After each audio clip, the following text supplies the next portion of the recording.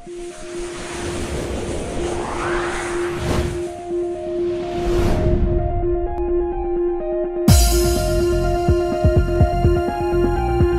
kasih. Assalamualaikum warahmatullahi wabarakatuh.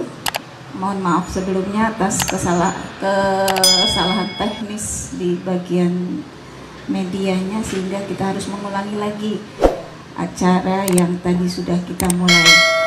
Mohon maaf sekali lagi dan terima kasih telah bersedia menunggu dan ikut menyimak apa yang akan diuraikan oleh TPP. Bismillahirrahmanirrahim. Assalamualaikum warahmatullahi wabarakatuh. Terima kasih saya ucapkan untuk Bapak Ibu yang sudah bersedia hadir di ruangan ini. Terima kasih juga kepada teman-teman yang sudah meluangkan waktu untuk menonton secara live melalui Gross TV baik di channel YouTube ataupun FB-nya Gross Mahfud Gross ya, Gross TV. Materi di siang hari ini, adapun konferensi pers siang hari ini adalah penjelasan mengenai perkembangan terkini dari sengketa Kongres IPAD ke-7 di Makassar. Dan untuk mempersingkat waktu, kami persilahkan kepada Ketua Tim Pengawal Putusan Kongres IPAD, kepada Bapak Zulfahmi Yanwar Adam, SHMKN, waktu dan tempat kami persilahkan.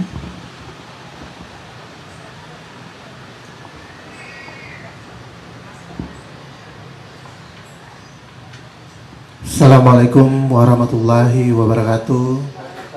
Salam sejahtera, Om Swastiastu, Namo Buddhaya, salam kebajikan. Terima kasih. Saya di sini mewakili tim pengawal putusan akan menyampaikan beberapa hal terkait perkembangan kisruh organisasi IPAD yang kita cintai, yang telah terselenggara cukup lama. Sampai sekarang tidak ada titik temu. Perkembangannya sebagai berikut. Pertama, telah adanya kasasi yang diajukan oleh Saudara Gatot Triwaluyo terhadap Tagor Simanjuntak dan kawan-kawan tertanggal Senin 25 Agustus 2020 dengan nomor 69 PDT-G 2018 PN Jakarta Barat. Yang kedua, telah adanya surat kasasi juga dari Saudara Julius Purnawan terhadap Tagor Simanjuntak dan kawan-kawan tertanggal Rabu 25 November 2020 dengan nomor 694 Perdata-G 2018 PN Jakarta Barat. Itu terkait kasasi. Yang kedua, adanya surat pemberitahuan perkembangan hasil penyidikan atau SP2HP kelima dengan nomor B989 11/19/2020 di Sreskom tertanggal 27 November 2020. Ada beberapa poin, tapi saya akan membacakan cukup di poin kedua aja sebagai berikut. Sehubungan dengan rujukan tersebut di atas, diberitahukan kepada saudara bahwa di Sreskom Polda Metro Jaya sedang menangani perkara tindak pidana pemalsuan sebagaimana dimaksud dalam pasal 263 KUHP yang terjadi pada tanggal 5 Maret 2020 di Jakarta Pusat atas nama pelapor terhadap terlapor yaitu Julius Purnawan. Adapun perkembangan proses penyidikan perkara tersebut dimaksud yaitu pada tanggal 19 November 2020, penyidik telah melaksanakan gelar perkara peningkatan status terlapor Saudara Julius Purnawan menjadi tersangka. dengan rencana tindak lanjut penyidikan, yakni akan melakukan pemeriksaan ahli hukum organisasi, melakukan pemeriksaan lanjutan saksi pelapor, dan mengajukan izin penetapan penyitaan barang bukti. Dua hal tersebut yang sementara bergulir, dan saya berharap kita sama-sama untuk menyelesaikan kisru ini dan berharap kembali kita untuk guyup, dan saya akan terus mengawal mewakili rekan-rekan yang ada dan rekan-rekan tercinta yang ada seluruh Indonesia, akan tetap bersama-sama sampai menjunjung kebenaran dan kebaikan demi kepentingan bersama. Kembali kita guyup, duduk bersama. Demikian. Selanjutnya saya akan serahkan kepada Bu MC.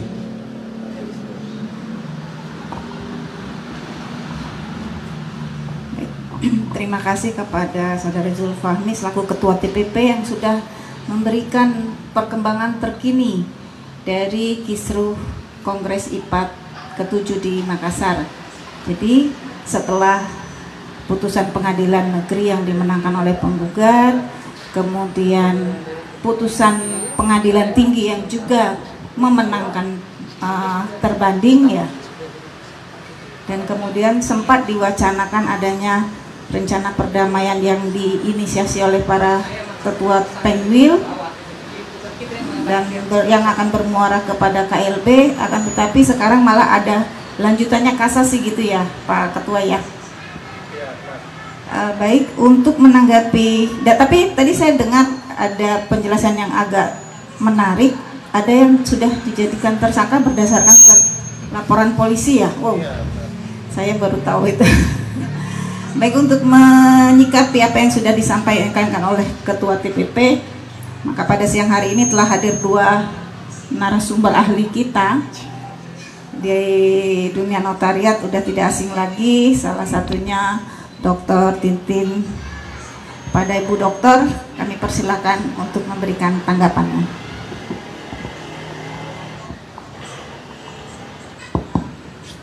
Terima kasih. Assalamualaikum warahmatullahi wabarakatuh. Di dalam organisasi, untuk membangun organisasi itu ada suatu demokrasi, ya kan? Tapi saya sangat prihatin dengan melihat kondisi saat ini, sejak Kongres sampai dengan saat ini. Banyak saya sebagai pengamat dari media sosial ya, melihat, mencermatin yang saat ini makin sini makin ruwet, dan saya mendengar dari pengawal Pak Fahmi sebagai Kongres IPAT yang Makassar, apalagi Pak JP saat ini oleh kepolisian Polda Metro Jaya sudah dijadikan tersangka dengan alat bukti yang cukup. Padahal dalam kepemimpinan sebagai ketum organisasi IPAT yang sangat-sangat terhormat di hadapan masyarakat, pejabat, dan kementerian yang telah memberikan suatu SK yang tidak mudah untuk mendapatkan suatu SK untuk menjadi seorang PPAT, di mana yang dirugikan saat ini adalah para anggota yang sangat terpelajar dan sangat-sangat harus menjaga etika dalam perbuatannya keseharian. Kita sangat prihatin. Untuk itu kita udah beberapa kali diminta untuk mediasi saat pertama awal di pengadilan, hakim memberikan kesempatan, tapi tidak dilakukan. Akhirnya pihak dari kita dimenangkan, Pak Tagor Saas, ke PT juga dimenangkan Pak Tagar Saas, malah kita kasasi juga. Padahal hal tersebut kalau kita mencermati saat kita belajar di S1, semestinya harus sangat paham, karena di IPA pun banyak yang dokter, malah ada yang akan profesor. Nah, yang hal ini yang kita sangat sayangkan, karena ini akan mencoreng di masyarakat, kok IPA seperti ini. Padahal IPA itu mempunyai suatu kewenangan dari pemerintah untuk melakukan hak administrasi peralihan perorangan. Itu yang mesti dicatat ya oleh para anggota, itu merasa dirugikan, karena hal ini akan didengar juga oleh pihak-pihak penyelenggara negara, antara lain Pak Menteri udah tahu, apalagi kemarin penutupan ulang tahun di gedung perwakilan rakyat, bagaimana dan dipertontonkan pada masyarakat, padahal masih punya kasus. Hal ini yang kita mesti cermatin, mesti mengaca diri sebagai ini, karena ketum ini yang hasil Kongres Makassar batal demi hukum.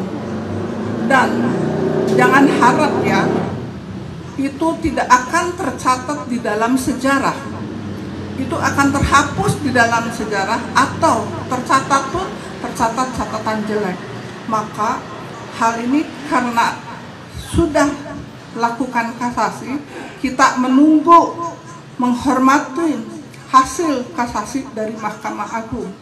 Apapun hasilnya, kita berusaha, dan saya yakin ya, tingkat pertama, tingkat kedua udah dikuatkan, dan tingkat kedua ini kan hanya bukan apa-apa yang diminta oleh pengadilan, instruksi untuk melakukan suatu KLB tidak dilaksanakan. Kalau dilihat forum yang mau melaksanakan udah lebih banyak dari kita, tapi adalah dari beberapa panel, tidak perlu sebut, kalian mungkin sudah tahu. Itu yang saya sampaikan sangat prihatin melihatnya, karena saya sebagai pengamat, sebagai dosen, sebagai PPAT, kadang-kadang kalau oleh klien ditanya, saya saat ini hanya melihat saja kepada orangnya, jangan kepada namanya PPAT. Orangnya itu aja, dia yang harus menyampaikan dengan kejujuran. Itulah karena kita menjadi PPAT telah disumpah berkali dengan Al-Quran. Itulah janji kita kepada Tuhan di dunia. Terima kasih. Assalamualaikum warahmatullahi wabarakatuh.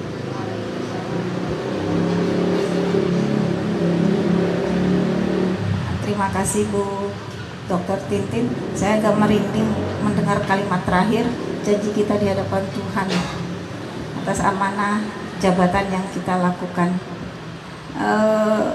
Selanjutnya kita mintakan pendapat dari rekan notaris kita yang juga tidak asing lagi di dunia kenotariatan, yaitu Pak Niko Indra Sakti SH MKN. Pada beliau dipersilakan. Terima kasih. Assalamualaikum warahmatullahi wabarakatuh. Saya sependapat dengan Bunda Dr. Tintin. Ini adalah suatu bentuk keprihatinan dari pihak kami, tidak berpihak ke sana dan tidak kemari, karena kami juga membaca di pihak di sini pun ada kekhawatiran atau kesedihan yang mendalam. Kenapa ini harus terjadi? Karena kalau kita pahami bahwa PPAT adalah pejabat umum, adalah pelaksana dari undang-undang, hal ini seharusnya tidak perlu terjadi. Karena kalau kita sederhanakan permasalahan, di mana inti permasalahannya adalah perbedaan dalam membaca anggaran dasar dan anggaran rumah tangga organisasi. Ini kan sebenarnya tidak perlu terjadi, karena yang namanya PPAT terbiasa mengkualifisir setiap peristiwa atau perbuatan hukum yang dilakukan oleh anggota masyarakat. Itu yang pertama. Yang kedua, sebagaimana tadi dibuka oleh Dr. Tintin Surtini, bahwa di dalam berorganisasi memang ada yang namanya demokrasi. Ini adalah salah satu bentuk di mana anggotanya berhak melakukan koreksi secara hukum melalui pengadilan. Jadi bahwa bagaimana kita mensikapi teman-teman TPP ini, saya berharap kita bijak. Sepanjang itu dilakukan dalam koridor hukum atau dalam koridor yang sebenarnya, itulah yang sebenarnya harus kita dukung. Bukan kita melakukan yang namanya pembunuhan karakter. Karena di situ ada nilai-nilai yang sebenarnya jadi terasa hilang gitu. Karena kita pada intinya kan saling hormat menghormati. Sampai saat ini saya pun menghormati ada Bang JP, menghormati Bang HH, menghormati Ketua TPP. Semua kita wajib menghormati. Tidak ada yang lebih mulia kecuali di hadapan Allah. Kita tidak berhak untuk menjudgment seseorang, apalagi sampai membunuh karakter. Terakhir, saya melihat bahwa semua pihak sudah memahami solusinya sebenarnya, yaitu adalah KLB gitu kan. Sekarang permasalahannya, apakah ketua-ketua Pengwil itu berinisiatif, berani berinisiatif untuk mengajukan atau menyelenggarakan KLB, Kongres Luar Biasa. Karena secara hukum sebenarnya seluruh anggota IPAT sudah memberikan mandat kepada Ketua Pengda, sudah memberikan mandat kepada Ketua Pengwil. Cuma pada saat memberikan mandat kepada PP, ini oleh pengadilan dianulir. Jadi kita kembalikan kepada posisi hukumnya bahwa yang namanya Pengda maupun Pengwil itu adalah eksis. Walaupun kemarin menjadi pertanyaan bahwa Pengwilnya ini yang normal atau new normal. Karena sifat daripada mandat itu adalah pemilihan ketua Pengda maupun Pengwil dalam bentuk pembelian mandat itu adalah merupakan bentuk persetujuan. Pelantikannya oleh PP adalah bentuk daripada pengesahan. Sekalipun dikatakan bahwa kebanyakan para pihak mempertanyakan apakah pengesahan yang dilakukan oleh ketum yang oleh putusan pengadilan dinyatakan batal demi hukum hasil kongresnya, apakah sah atau tidak. Itu merupakan permasalahan kedua. Tapi kali ini hal yang sangat mendesak adalah bahwa KLB yang sudah dipahami sebagai satu-satunya solusi itu yang perlu segera kita implementasikan. Karena permasalahan saat ini sebenarnya harusnya tidak lagi berkutat pada masalah anggaran dasar dan anggaran rumah tangga. Kita sudah harus melihat yang namanya Undang-Undang Cipta Kerja, bagaimana kita mensolusikan atau memformulasikan, maksud saya, apa yang diharapkan oleh pemerintah dalam mengejar ketertinggalan yang terjadi saat ini. Oleh sebab itu konsolidasi merupakan hal yang sangat urgent bagi seluruh anggotanya. Untuk selanjutnya demikian, tidak kurang dan tidak lebih. Saya mohon maaf pada para pihak. Tidak ada lain maksud saya bahwa mari kita buka pemikiran kita kembalikan kepada hukum yang berlaku. Demikian. Wassalamualaikum warahmatullahi wabarakatuh. Assalamualaikum warahmatullahi wabarakatuh. Terima kasih Pak Niko. Agak menarik tadi pernyataan dari Pak Niko, boleh saya agak minta penegasan sedikit. Tadi Pak Niko bilang menyambung dari pernyataan dari Bu Tintin bahwa karena ini alam demokrasi, jadi setiap orang, setiap anggota itu berhak untuk mengajukan tuntutan gitu ya Pak ya, jadi tidak dianggap tukang kacau gitu ya. Tapi di luaran berkembang pemikiran bahwa seharusnya gugatan itu tidak dilayangkan ke pengadilan tapi ke Mahkamah Perkumpulan katanya. Menurut Pak Niko, bagaimana tanggapan Pak Niko? Karena sepengetahuan saya, Mahkamah Perkumpulan itu baru ada di Perkumpulan INI, sementara di IPAT kita belum ada. Mohon ditanggapannya Pak Niko. Betul, saya sependapat. Di dalam anggaran dasar maupun anggaran rumah tangga belum pernah dibentuk yang namanya Mahkamah Perkumpulan. Ya itu, ini adalah koridor hukumnya seperti itu. Tidak ada larangan, setiap warga negara berhak dengan kedudukan yang sama untuk menyelesaikannya. Tidak bisa berdasarkan opini saya membaca anggaran dasar ya seperti itu gitu kan. Karena ini juga terjadi dalam pelayanan publik kepada anggota masyarakat. Para pihak kan tidak bisa membuat kesimpulan tersendiri terhadap perjanjian maupun akta peralihan haknya. Ketika terjadi perselisihan, solusi satu-satunya adalah melalui pengadilan. Jadi tidak ada yang hina di sini. Untuk menyelesaikan secara hukum itu tidak ada yang hina. Bahkan ini merupakan suatu proses pembelajaran gitu. Bahwa ke depan kita hal ini mungkin akan terjadi. Oleh sebab itu mungkin sebagaimana yang tadi Bunda Dr. Tintin sarankan bahwa ada item-item yang kita harus perbaiki di anggaran dasar. Tidak mustahil ini juga bisa terjadi di INI gitu loh. Jadi kalau saya melihat struktur daripada organisasi IPAT maupun INI itu sebenarnya sangat kukuh. Tidak perlu khawatir lagi yang namanya matahari kembar gitu ya. Karena anggota sudah memberikan mandat kepada ketua Pengda, ketua Pengwil, kan gitu. Terakhir ini kita mau memberikan mandat kepada PP gitu. Dan ini terhalang. Bagaimana mekanismenya? Jadi kan yang perlu kita atur lebih lanjut adalah di dalam anggaran dasar bagaimana ketika peristiwa ini terjadi yang namanya organisasi IPAT itu tetap eksis. Bisa mewakili kita di pemerintahan.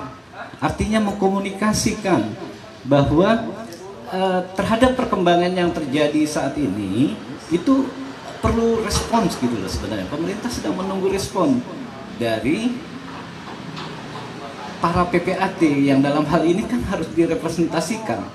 Ketika organisasi itu tidak berfungsi, jangan salahkan ketika anggota mengambil inisiatif.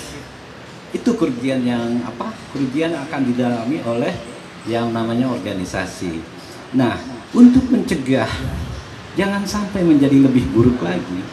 Kalau kita sudah tahu bahwa solusinya adalah KLB, mari kita bawa ini ke KLB. Mengenai dasar daripada KLB, anggaran dasar kan sudah memberikan kewenangan. Itu ada di kewenangannya di Pengwil. Karena Pengwil baik normal maupun yang new normal itu adalah sah. Mereka sudah mewakili para anggota. Itu aja, Bu. Terima kasih. Terima kasih Pak Niko, udah jelas sekali. Jadi nggak ada itu mahkamah perkumpulan di dalam organisasi yang namanya Ikatan Pejabat Pembuat Akta Tanah. Jadi hal yang sudah benar secara hukum apa yang dilakukan oleh anggota melalui gugatan ke Pengadilan Negeri Jakarta Barat. Jadi jangan dipercaya kalau ada yang ngomong hakim nggak pandai ADART ya, nggak paham ADART. Baik, selanjutnya kita persilakan kepada media untuk memberikan pertanyaannya. Satu saja ya Mas Mahfud, karena akan ada beberapa tanggapan-tanggapan lagi yang akan kita munculkan dalam konferensi pers yang hari ini. Oh gitu. Silakan. Ya, makasih. Jadi aku rangkum 15 pertanyaan jadi satu pertanyaan. Jadi gini, ada yang menarik, Punten, yang ngejawab satu ke semuanya atau ditujukan ke salah satu? Dua-duanya menjawab. Oke, baik, jadi silakan. Gini, ada yang menarik dari langsung di sini aja. Jadi ada yang menarik di sini melihat perkembangan kisruh atau sengketa kongres IPAT ke-7 di Makassar. Yang pertama, saya tertarik dengan statement dari Bang Niko bahwa belum ada mahkamah perkumpulan atau institusi dalam organisasi untuk menyelesaikan sebuah permasalahan dalam organisasi. Mau organisasi, mau partai politik, apapun, ketika tidak mampu menyelesaikan dalam, maka sah melalui undang-undang untuk mengajukan mencari keadilan di pengadilan. Nah, pertanyaannya untuk Bang Niko ya. Pertama, ini kan sudah bergulir masuk di Pengadilan Negeri Jakarta Barat, sudah diputus. Kemudian bergulir masuk di Pengadilan Tinggi DKI Jakarta, sudah diputus. Pertanyaannya, apakah menurut Bang Niko ketika hakim memberikan sebuah putusan itu kurang memahami ADART, sehingga maaf pihak sebelah bilang putusannya tidak sesuai dengan ADART, bahwa masalah ini seharusnya diselesaikan secara organisasi. Itu untuk Bang Niko. Nah, kalau untuk ketua TPP ada yang menarik. Tadi kalau tidak salah Bang Fahmi menyatakan ada sebuah peningkatan status. Nah, di sini boleh nggak dijelaskan proses bagaimana perjalanan dari pelaporan sehingga peningkatan status tersebut untuk Bang Fahmi. Nah, kalau untuk Bunda Dr. Tintin, walau melihat dari kacamata Bunda kondisi IPA seperti ini, bahkan terakhir MGD Gros TV sempat wawancara dengan salah satu tokoh di Bogor, dia menyatakan wait and see, kalau memang seperti ini ya sudah kita bikin organisasi baru, IPA Reformasi. Tanggapannya gimana? Silahkan. Satu pertanyaan kan? Iya, baik. Berarti saya mulai dari yang terdekat dengan saya dulu ini jawabnya. Silakan. Terima kasih Bang Mahfud. Pertanyaannya, apakah benar yang namanya majelis hakim itu tidak paham ADART? Begitu ya Pak Mahfud? Ya, karena kan ada dari pihak sebelah menyatakan hal ketidakpuasannya terhadap putusan hakim yang diperkuat oleh pengadilan tinggi. Iya. Dalam WA grup BKS Omni itu juga menjadi perbincangan yang saya perhatikan gitu ya. Dimana di situ dibuka kemungkinan untuk melakukan diskusi lagi gitu kan mengenai ADART. Kalau menurut saya itu sudah tertutup. Yang namanya perbedaan persepsi tentang ADART atau prakongres yang belum disahkan oleh Kongres itu kan sudah diputuskan oleh pengadilan. Begitu. Jadi kurang bijak ketika kita katakan bahwa hakim tidak paham tentang ADART. Kalau saya berperkara, ketika saya kalah, saya harus evaluasi. Ada informasi yang tidak sampai kepada majelis hakim. Artinya kan ketidakcermatan saya sendiri. Tidak bisa saya mengatakan terang aja hakimnya tidak paham ADART, gitu kan, lucu gitu kan. Bahwa itu sudah kita sampaikan dalam yang namanya gugatan, jawaban, replik, duplik, kesimpulan. Jadi nggak perlu yang namanya diskusi lagi. Karena begini, dampak daripada sengketa ini saya membaca environmental yang tidak sehat, di mana yang namanya kebencian atau stigma atau di frame gitu loh, seolah-olah yang menggugat ini apa namanya si berat, gerombolan si berat. Nah, ini yang menurut saya nih, wah ini budaya yang membahayakan gitu loh. Ketika secara nanti bagaimana ketika saya diskusi atau membawakan suatu tema gitu ya mengenai pejabat umum, mengenai lahirnya undang-undang administrasi pemerintahan gitu. Kalau kebencian saja yang disebar, ini kita nggak bisa maju-maju. Makanya saya juga agak bingung ketika saya secara sengaja men-challenge teman kita di luar kota. Ayo kita sama-sama kita bahas gitu. Reaksi yang bersangkutan tuh takut gitu. Saya bingung aja gitu. Karena yang namanya perbedaan pendapat itu kan tidak harus jadi musuh. Kita saling menjelaskan gitu, bukan saling membenci gitu loh. Harusnya jadi lebih sayang kita pada rekan yang lain. Demikian Bu. Terima kasih. Terima kasih. Tapi jujur, Bros kurang puas jawabannya. Paham nggak sih sebetulnya hakim itu ADART sehingga beliau memutuskan memenangkan tergugat? Nggak sopan. Nggak sopan itu. Sah kan? Iya, saya juga kadang-kadang kesel gitu ya. Kayak misalnya ada fatwa keluar gitu ya. Ini kan latar belakang suatu fatwa. Sampai saya posting itu yang namanya PA gitu, orang ngomong PA. Kenapa?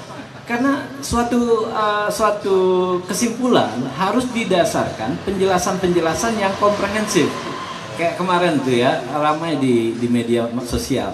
mengenai surat petunjuk dari Mahkamah Agung kepada Menteri ATR BPN mengenai adanya perbedaan antara putusan PT UN dengan putusan Pengadilan Negeri. Padahal itu kan kompetensi absolut yang tidak mungkin tertabrakan gitu. Yang jelas yang namanya putusan PT UN itu pasti berdasarkan putusan perdata. Tidak mungkin putusan PT UN berdiri sendiri kalau berbicara tentang hak atas tanah ya. Nah ini kemarin permohonannya dari Menteri ATR bagaimana ketika putusan PT UN bertentangan dengan putusan PR. Kan nggak mungkin ada ujuk-ujuk bertentangan gitu, pasti ada historical. Nah kalau historicalnya itu tidak dijelaskan, makanya yang muncul adalah keputusan yang keliru. Garbage in, garbage out, itu hukumnya, demikian. Nah ini agak jelas, terima kasih Bang Niko. Sudah sangat jelas ya, jadi hakim memberikan putusan itu bukan ujuk-ujuk lagi minum soju, terus mabok, tidur, bangun besok pagi bangun buat putusan gitu ya.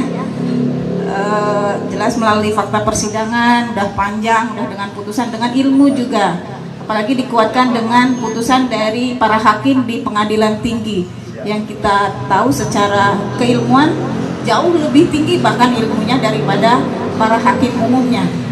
Baik, untuk selanjutnya kepada Ketua TPP, silakan Mas Raffi. Ya, terima kasih. Saya akan menjawab pertanyaan dari Pak Mahfud yang sangat terkenal di dunia wartawan kita kan. Mengenai perkembangan kepolisian ini sebenarnya sudah dari tanggal 13 Maret 2020, di mana pertama adanya laporan polisi nomor LP 17 12 3 yang 2.5 2020 SPKT PMJ tanggal 13 Maret 2020. Yang pertama. Nah, yang kedua adanya surat perintah penyidikan nomor SP titik sidik garis miring 2203 5 2020 di Stretkum tanggal 27 Mei 2022. Itu yang kedua. Yang ketiga, surat perintah penyidikan nomor SP sidik 323 6 2020 di Stretkum tanggal 1 Juli 2020. Dan yang keempat, surat di Stretkum Polda Metro Jaya nomor B7271 garis miring 10 res 19 2020 di Stretkum tanggal 30 Juni 2020 perihal surat pemberitahuan perkembangan hasil penyidikan atau SP2HP keempat. Nah, surat yang terakhir itu tertanggal sekarang, itu tanggal 27 November 2020, di mana telah saya bacakan tadi terkait pada tanggal 19 November 2020 penyidik telah melaksanakan gelar perkara. Dari tanggal 19 November 2020 itu telah dilaksanakan gelar perkara peningkatan status terlapor saudara Julius Purnawan menjadi tersangka. Berdasarkan itulah, jadi prosesnya itu dari awal sampai sekarang seperti itu perkembangannya. Nah, sebagai tim pengawal putusan, ini kan langkah dari tergugat 10 dan Bang Gatot itu kan melakukan kasasi. Persiapannya menghadapi kasasi dari pihak pembanding Tegat bagaimana?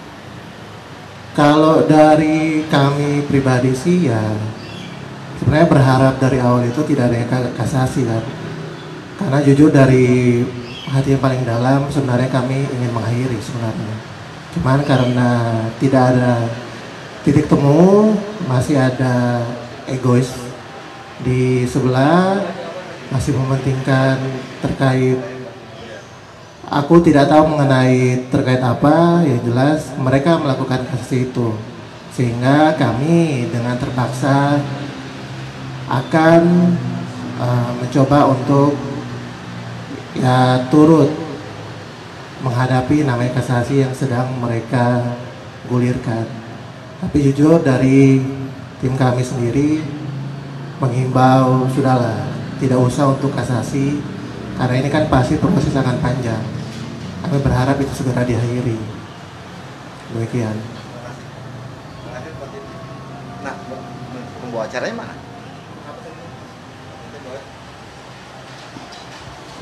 Ya. Jadi kalau menurut saya sebagai di media sosial, ocehan-ocehan yang tidak pantas disampaikan, karena yang baca mungkin bukan kita aja, karena dengan kecanggihan IT sekarang, semua apa yang disampaikan baik WA, baik Facebook itu semua bisa dijadikan bukti.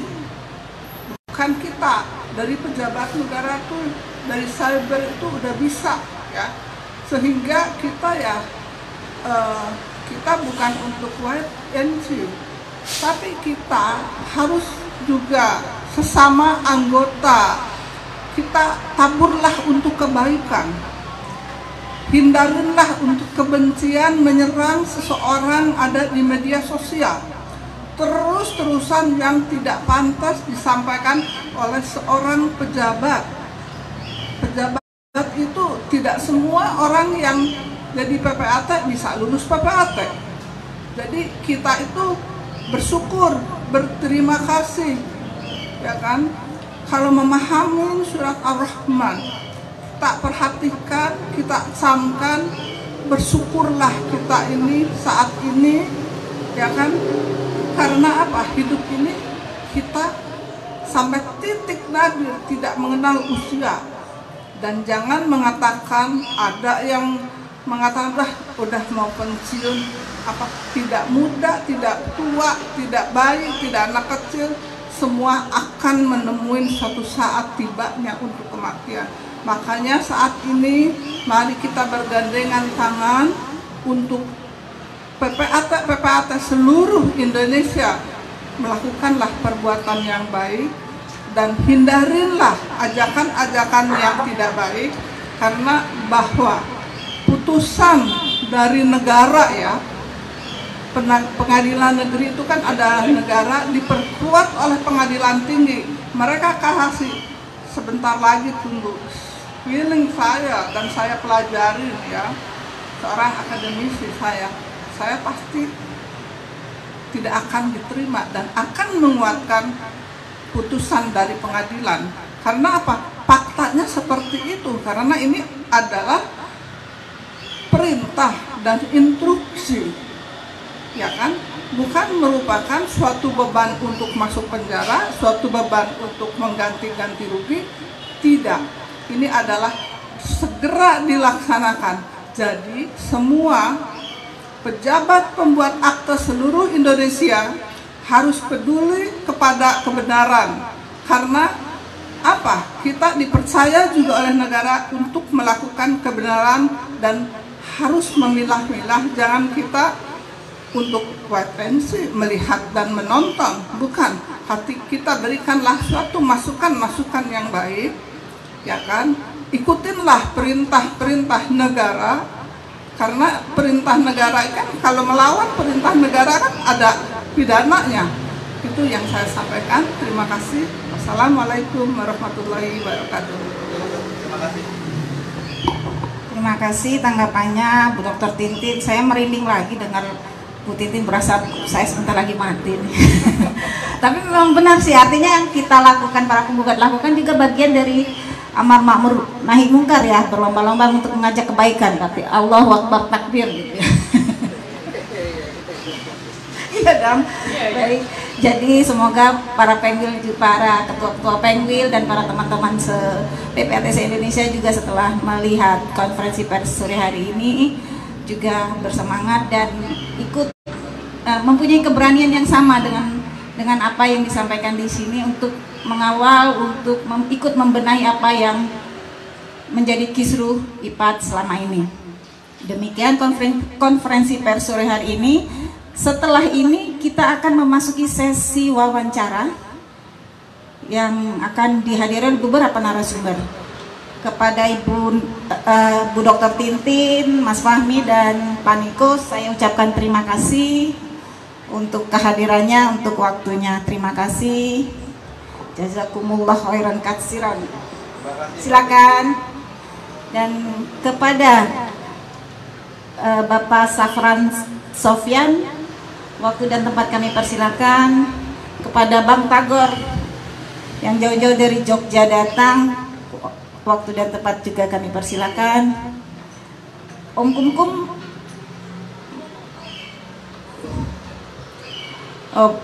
Om Kumkumnya dia kecapean. Mas Taufan, baik. Mas Pak Jul, silakan Pak Jul. Kita ini bentuknya diskusi interaktif.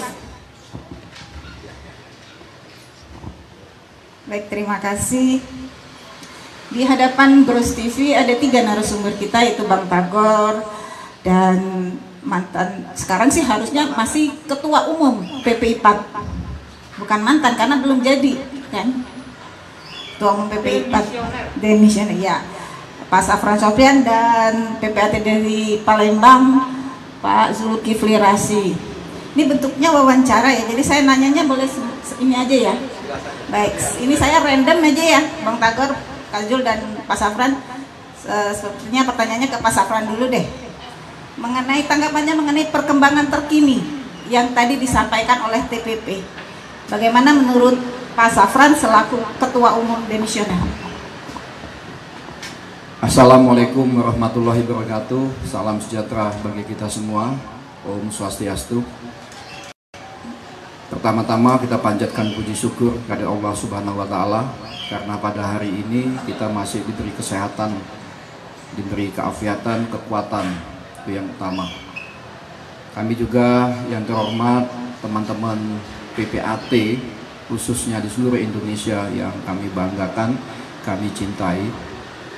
Tadi saya sudah mendengar ya yang dibacakan oleh teman terkait dengan perkembangan terakhir, khususnya terkait dengan surat proses penyidikan ya, yang ditandatangani oleh pihak Polda, Direskrim Polda tanggal 27 November ya, maaf, tanggal 27 November 2020. Terus terang saya sangat prihatin sekali ya dengan kejadian ini. Inilah yang saya tidak menginginkan, kejadian-kejadian seperti ini. Dan ini kalau tidak segera masing-masing pihak berdamai, ya tentunya makin kisruh ya. Yang kita kasihankan adalah anggota PPAT di seluruh Indonesia, karena banyak sekali laporan kepada saya, teman-teman PPAT seluruh Indonesia, termasuk juga Pengda, Pengwil, banyak persoalan-persoalan di daerah tidak teratasi, termasuk juga yang terkait dengan persoalan hukum, belum lagi terkait dengan hal-hal banyak yang harus dilakukan terkait dengan peraturan perundang-undangan oleh PPI PAT. Nah, untuk itulah saya sangat prihatin, dan juga kalau boleh saya menghimbau kepada siapapun juga, khususnya kepada rekan Julius Purnawan, ya supaya mengambil sikap untuk mementingkan kepentingan anggota dan PPI PAT. Nggak ada jalan lain. Sebab apa? Saya mendengar surat pemberitahuan proses penyidikan itu sangat sedih, ya, terus terang. Karena dampaknya sangat besar sekali. Sebab kalau itu nanti tidak cepat diatasi, kita mengacu kepada undang-undang atau peraturan pemerintah PP 24 tahun 2016 terkait dengan PPAT, khususnya pasal 10. Jadi notaris itu dapat diberhentikan oleh menteri. Pertama, diberhentikan tidak hormat. Yang kedua, diberhentikan dengan hormat. Ketiga, diberhentikan sementara. Ayat 4-nya, apabila ada PPAT menjadi terdakwa diancam dengan ancaman di atas 5 tahun, maka dia diberhentikan sementara. Bahkan nanti kalau itu sudah ingkrah, diberhentikan dengan tidak hormat. Nah, untuk itulah hal-hal yang begini mungkin kita semua sama tidak mau menghendaki hal seperti ini. Tolonglah ya, segera lakukan untuk demi IPAT ya. Karena untuk merintis IPAT seperti sekarang ini nggak gampang ya. Untuk menjadi IPAT diakui satu-satunya oleh pemerintah dan tercatat di Kementerian Hukum dan HAM itu nggak gampang ya, prosesnya panjang. Bukan saya waktu itu sebagai ketua umum, jauh sebelum ketua umum itu sudah kita lakukan. Jadi jangan sampai setback. Nah, kalau mau perdamaian, saya sarankan ya tidak ada lagi upaya hukum yang lain. Kita harus terima ya apa yang sudah diputuskan di pengadilan tinggi, inkrah, sudah adakan perdamaian. Nah, nanti kita prosedurnya sesuai anggaran dasar, anggaran rumah tangga. Itu sudah ada juga dalam putusan itu. Segera lakukan KLB. Itu saja, simpel kok. Nggak sampai setengah hari selesai persoalannya. Daripada nanti melakukan hal yang lebih jauh, kasihan anggota. Mungkin itu saja sementara keprihatinan saya terus terang ya dengan kejadian ini.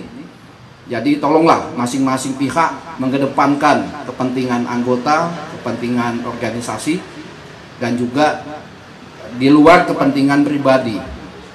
Ya, jadi itu saja saya minta kepada semuanya tanpa kecuali. Jadi segera lakukan hal-hal yang terbaik. Saya terus terang saja sangat siap ya untuk kalau ada semuanya ini damai. Jadi kalau damai itu indah. Tapi damai itu betul-betul damai. Jadi nggak ada lagi gugatan, inkrah udah terima dengan legowo, dengan besar hati. Saya kira itu ya sementara gitu. Terima kasih. Assalamualaikum warahmatullahi wabarakatuh. Terima kasih Pak Safran, menarik penjelasannya. Mungkin yang ingin saya gali sedikit adalah mengenai pernyataan Pak Safran untuk perdamaian, terus mengenai pernyataan Pak Safran khususnya mengenai Pak Julius Purnawan. Yang mau saya tanyakan, sebetulnya jadi pengurus PP itu, jadi pengurus pusat itu JP sendirian atau satu kesatuan sih Pak? Karena saya ngelihat kok kayaknya JP-nya tiarap, punten ya Pak JP-nya tiarap, tapi sekitarnya itu menari-nari gitu, bahkan kenceng banget. Kemarin saya sempat dengar, waduh hebat bener ya, ntar kalau dicatat sama Pak Hakim PN-nya gimana, sampai bilang itu PN Hakim PN tuh nggak ngerti ada ART gitu Pak, sakingnya itu para pengurus itu. Menurut Pak Safran itu harusnya seperti apa sih para pengurus PP itu mensikapi putusan dari PN, PT gitu? Ya, disinilah diuji seorang, kalau dia memang ketua umum, ya harus berani bersikap. Sebab, ya harus berani bersikap, hitam putih. Termasuk kalau ada anggota yang tidak sesuai dengan apa yang kita tegakkan sesuai anggaran dasar rumah tangga, minggir. Jadi tegas saja. Jadi kita nggak usah ragu-ragu apapun. Yang penting untuk kepentingan organisasi, nggak ada jalan lain.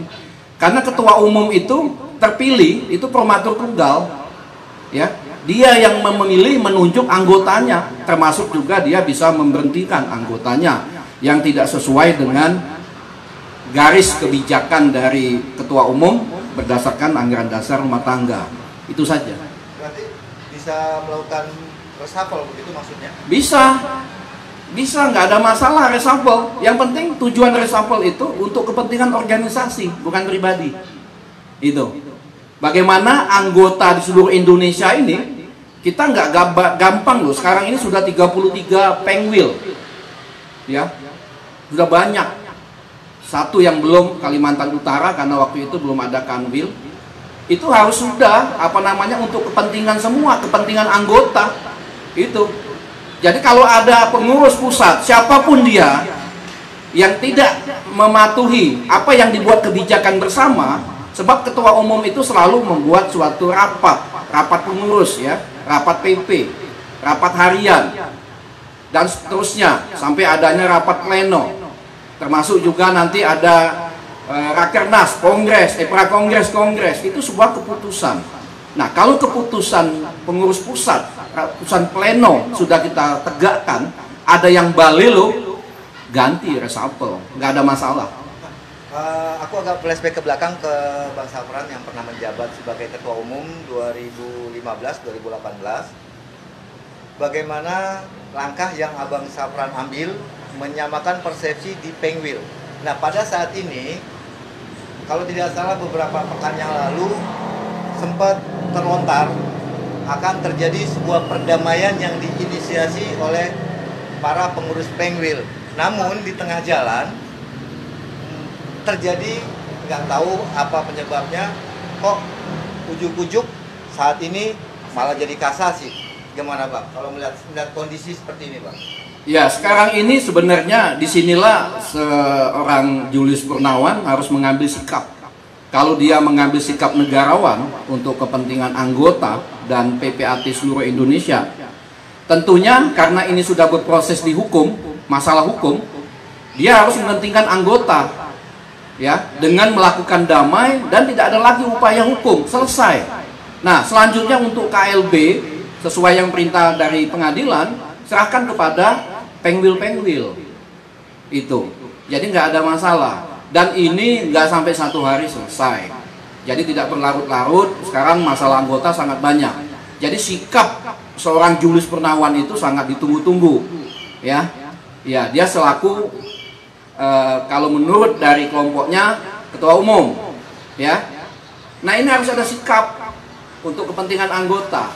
Bila perlu kalau memang itu dianggap nggak baik, kalau saya ya mundur, kita mundur secara gentle, nggak ada masalah kok. Ketua umum nggak ada apa-apanya, ya, capek. Kita cuman ada rasa kebanggaan di hati bisa membantu, bisa berbagi ilmu, ya, dengan teman-teman, ya. Kalau secara yang lain nggak ada, ya. Jadi nggak perlu dipertahankan. Nanti akan dicatat baik, wah ada seorang ketua umum mundur untuk kepentingan organisasi, itu luar biasa. Daripada sekarang ini mempertahankan tapi nggak bisa berbuat apa-apa. Kita ini keadaan normal saja, berbuat itu udah 24 jam aja belum cukup. Jadi memang masalah anggota sangat banyak, belum lagi hubungan antar lembaga. Nah, jadi harus ada sikap tegas seperti itu. Nah, maksud saya langkah apa yang harus diambil untuk menyamakan persepsi di para pengurus Pengwil, Bang? Se-Indonesia ini kan 34 kepala. Ini kan harus disamakan persepsinya. 5 atau ini melintir atau berbeda pendapat, akibatnya tidak tercapai juga, Bang. Itu Ya, gimana, Bang? jadi begini, kalau perdamaian ini sudah dilakukan oleh rekan Julius Purnawan kepada si penggugat, para penggugat, saya kira ini bisa selesai. Nah, perkara nanti untuk pelaksanaan KLB yang diperintahkan oleh undang-undang, oleh pengadilan, itu nggak ada masalah. Jadi tinggal dilaksanakan oleh Pengwil sesuai anggaran dasar, anggaran rumah tangga. Ada yang nggak setuju, nggak ada masalah. Sepanjang 50+1 dapat dilaksanakan. Itulah demokrasi begitu, yang diatur oleh anggaran dasar, anggaran rumah tangga. Terima kasih, Bang. Saya ada pertanyaan Pak Safran. Ini tadi Bapak mengatakan bahwa Julius Purnawan itu adalah dianggap oleh kelompoknya sebagai ketua umum. Padahal yang kita tahu Julius Purnawan itu digugat bukan sebagai ketua umum. Dia calon ketua umum. Yang digugat itu ada notabene apa? Ketua lama mewakili komite ya, dari komite ya, SC dan presidium dan calon ketua umum. Nah, kalau tadi mengatakan itu adalah ketua umum dari kelompok itu kongres yang mana? Padahal kongres ke-7 itu telah dibatalkan oleh pengadilan bahwa batal demi hukum. Jadi ketua yang dari mana maksud saya gitu loh Pak? Tolong dijelaskan Pak. Baik. Memang kalau kita berdasarkan anggaran dasar, anggaran rumah tangga, ketua umum terpilih itu belum ada. Karena di dalam anggaran dasar rumah tangga itu, ketua umum terpilih itu harus 50% plus 1 dari peserta kongres yang berhak memilih, yang hadir. Itu bunyi dalam anggaran dasar, anggaran rumah tangga. Dan sampai sekarang belum diganti, belum dicabut. Tadi yang saya masukkan ketua umum kelompoknya sana, ya saya kira tanda kutip kelompoknya sana, bukan dari mewakili aspirasi semua. Untuk membedakan Pak, jadi kita membedakan itu. Nah, untuk itulah mari kita tidak ada lagi kelompok-kelompok, karena belum ada ketua umum yang terpilih berdasarkan anggaran dasar rumah tangga. Makanya apalagi ini sudah ada putusan pengadilan. Mari yuk kita sama-sama damai, sudah terima putusan pengadilan sehingga ini dapat dilaksanakan, diselesaikan. Tidak ada yang kalah, tidak ada yang menang. Sehingga siapapun nanti yang terpilih, mari kita dukung sama-sama. Karena masih banyak yang akan dilakukan oleh PPI PAT. Jadi menurut Bapak pada saat ini yang berhak masih menjalankan pengurusan PPI PAT itu siapa, Pak? Karena kongres kita dinyatakan bakal demi hukum. Secara otomatis kan bahwa yang namanya dulu ketua umum demisioner itu kan masih hidup kembali untuk menjalankan, untuk melaksanakan kongres yang belum tuntas istilahnya gitu. Bagaimana menurut Bapak? Ya, kalau kita untuk melihat ke sana, ini kan sudah bergulir di pengadilan, ya, itu bergulir di pengadilan. Dan pengadilan sementara ini sudah memutus baik di PN maupun PT. Saya kira nggak usah saya jelaskan lagi. Terkait dengan personal Julius Kurnawan, dia yang mengaku atas nama PPI PAT juga sudah diuji di Polda dengan adanya proses laporan kepada yang bersangkutan dan sudah ada surat pemberitahuan hasil penyidikan per hari ini. Saya kira itu udah jelas. Nah, untuk itulah kenapa saya katakan tadi di depan saya sangat prihatin, karena ini mau kemana ini PPI PAT ini? Itu loh. Makanya secara legowo, ayo kita nggak usah lagi lah gengsi-gengsi, ya. Sebab mau sampai kapanpun jelas para penggugat ini tetap akan bertahan sampai inkrah pun dilakukan. Dan yang perlu dicatat tidak hanya di pengadilan proses secara perdata, tapi secara pidana juga bergulir ini. Tadi terbukti ada hasil surat proses penyidikan dari Polda tanggal 27 November 2020. Inilah makanya saya sangat prihatin. Yuk yang belum terlambat ya, kita legowo. Itu yang saya maksudkan ya, legowo. Bagaimana supaya proses ini segera kita akhiri dengan perdamaian. Nggak usah lagi melakukan upaya hukum apapun. Gitu. Kemudian Pak, dapat pertanyaan lagi Pak. Itu ada wacana katanya bulan Maret mereka akan melakukan prakongres dan di bulan 6 mereka akan melakukan kongres. Nah, sikap Bapak mungkin sebagai ketua umum 2015-18 istilahnya demisioner, bagaimana Pak? Apa Bapak nggak punya keinginan melakukan KLB Pak untuk menyelamatkan organisasi? Ya, kalau saya selaku ketua umum 2015-18 ini sudah cukup lah ya. Saya Tut Duri Handayani sekarang ini. Saya juga tidak ada pro kemana-mana, tapi kebetulan dari pihaknya Pak Tagor, Pak Apendi CS yang sering berkomunikasi ke saya, ya saya terima. Ya, siapapun, Pak Julius Kurnawan dan kawan-kawan juga kalau mau berkomunikasi saya terima. Paling saya anjurkan damai. Artinya apa? Kita ini satu. Dulu ingat ada Roksi Hang Tua. Nah, siapa yang mau ikut menyelesaikan secara baik, berkoordinasi, khususnya dengan saya pribadi, tentunya saya akan bertanggung jawab menyelesaikan ini sampai tuntas. Itu. Jadi kita ini nggak ada pro kesana, pro kesini nggak ada. Kita ini pro IPAT. Jadi IPAT ini satu. Nama IPAT ini sudah terdaftar di Kemenkumham. Satu-satunya organisasi PPAT, nggak ada yang lain. Itu baru dicatatkan tahun 2017 untuk dicatat, termasuk nama ketua umum. Nah, untuk itulah, ayo kita jangan sampai IPAT ini sekarang menjadi nggak karuan. Bahkan kita sudah terdaftar juga di luar negeri. Kita sudah melakukan MOU perjanjian ya dengan pihak-pihak luar. Ini sangat baik sekali ya. Jadi itulah, jadi nggak ada lagi kubu-kubuan segala macam. Intinya adalah bagaimana IPAT ini bersatu ya. Kita mari kita damai, upaya hukum sudah stop, legowo. Sehingga tidak ada yang menang, tidak ada yang kalah. Seperti itu. Bang Sapran, aku menyambung pertanyaan yang terakhir ini. Ini kan sudah ada peningkatan ya, kalau tidak salah informasi kan gitu, dari terlapor menjadi tersangka. Nah, Bang Sapran kan kalau tidak salah sering menjadi konsultan di beberapa kepolisian, kehakiman. Seandainya dipaksakan oleh pihak tergugat untuk melakukan prakongres dan kongres, dampak efek kedepannya apa Bang yang bisa Abang gambarkan? Ya, Ini aja belum prakongres saja sudah ada yang tersangka. Nanti kalau lanjut lagi saya nggak ngerti berapa orang lagi yang tersangka. Jadi udahlah, kita nggak usah lagi mau maksa-maksakan kehendak, ya. Sebab jabatan ketua umum itu nggak ada apa-apanya, ya. Ngapain mau maksakan kehendak? Itu aja sudah, ya. Lebih baik damai, udah. Nggak usah lagi mengadakan upaya hukum apapun. Itu aja saran saya. Berarti jangan ada prakongres dan kongres maksudnya gitu. Ya, kalau itu aku nggak bisa menahan, tapi belum prakongres saja udah ada yang tersangka. Nanti kalau ada gimana? Nah, ya saya nggak ngerti. Itulah yang kita harus cegah. Saya sangat prihatin dengan begitu, ya, seperti itu. Terima kasih Pak. Ya, mari. Terima kasih Pak Safran penjelasannya. Ada yang jadi tersangka, berarti saya sih berdoa jangan sampai masuk ke dalam dinginnya sel penjara yang mengerikan itu kayaknya. Jadi tolong bisa jadi bayangin kita sendirian di sana, yang pendukung kita yang kemarin koar-koar itu nggak bisa ikut ke dalam itu. Jadi udah di ujung tanduk kayaknya ya Pak ya. Jadi harus berpikir jernih, bukan hanya untuk menyelamatkan diri sendiri tapi juga menyelamatkan marwah organisasi.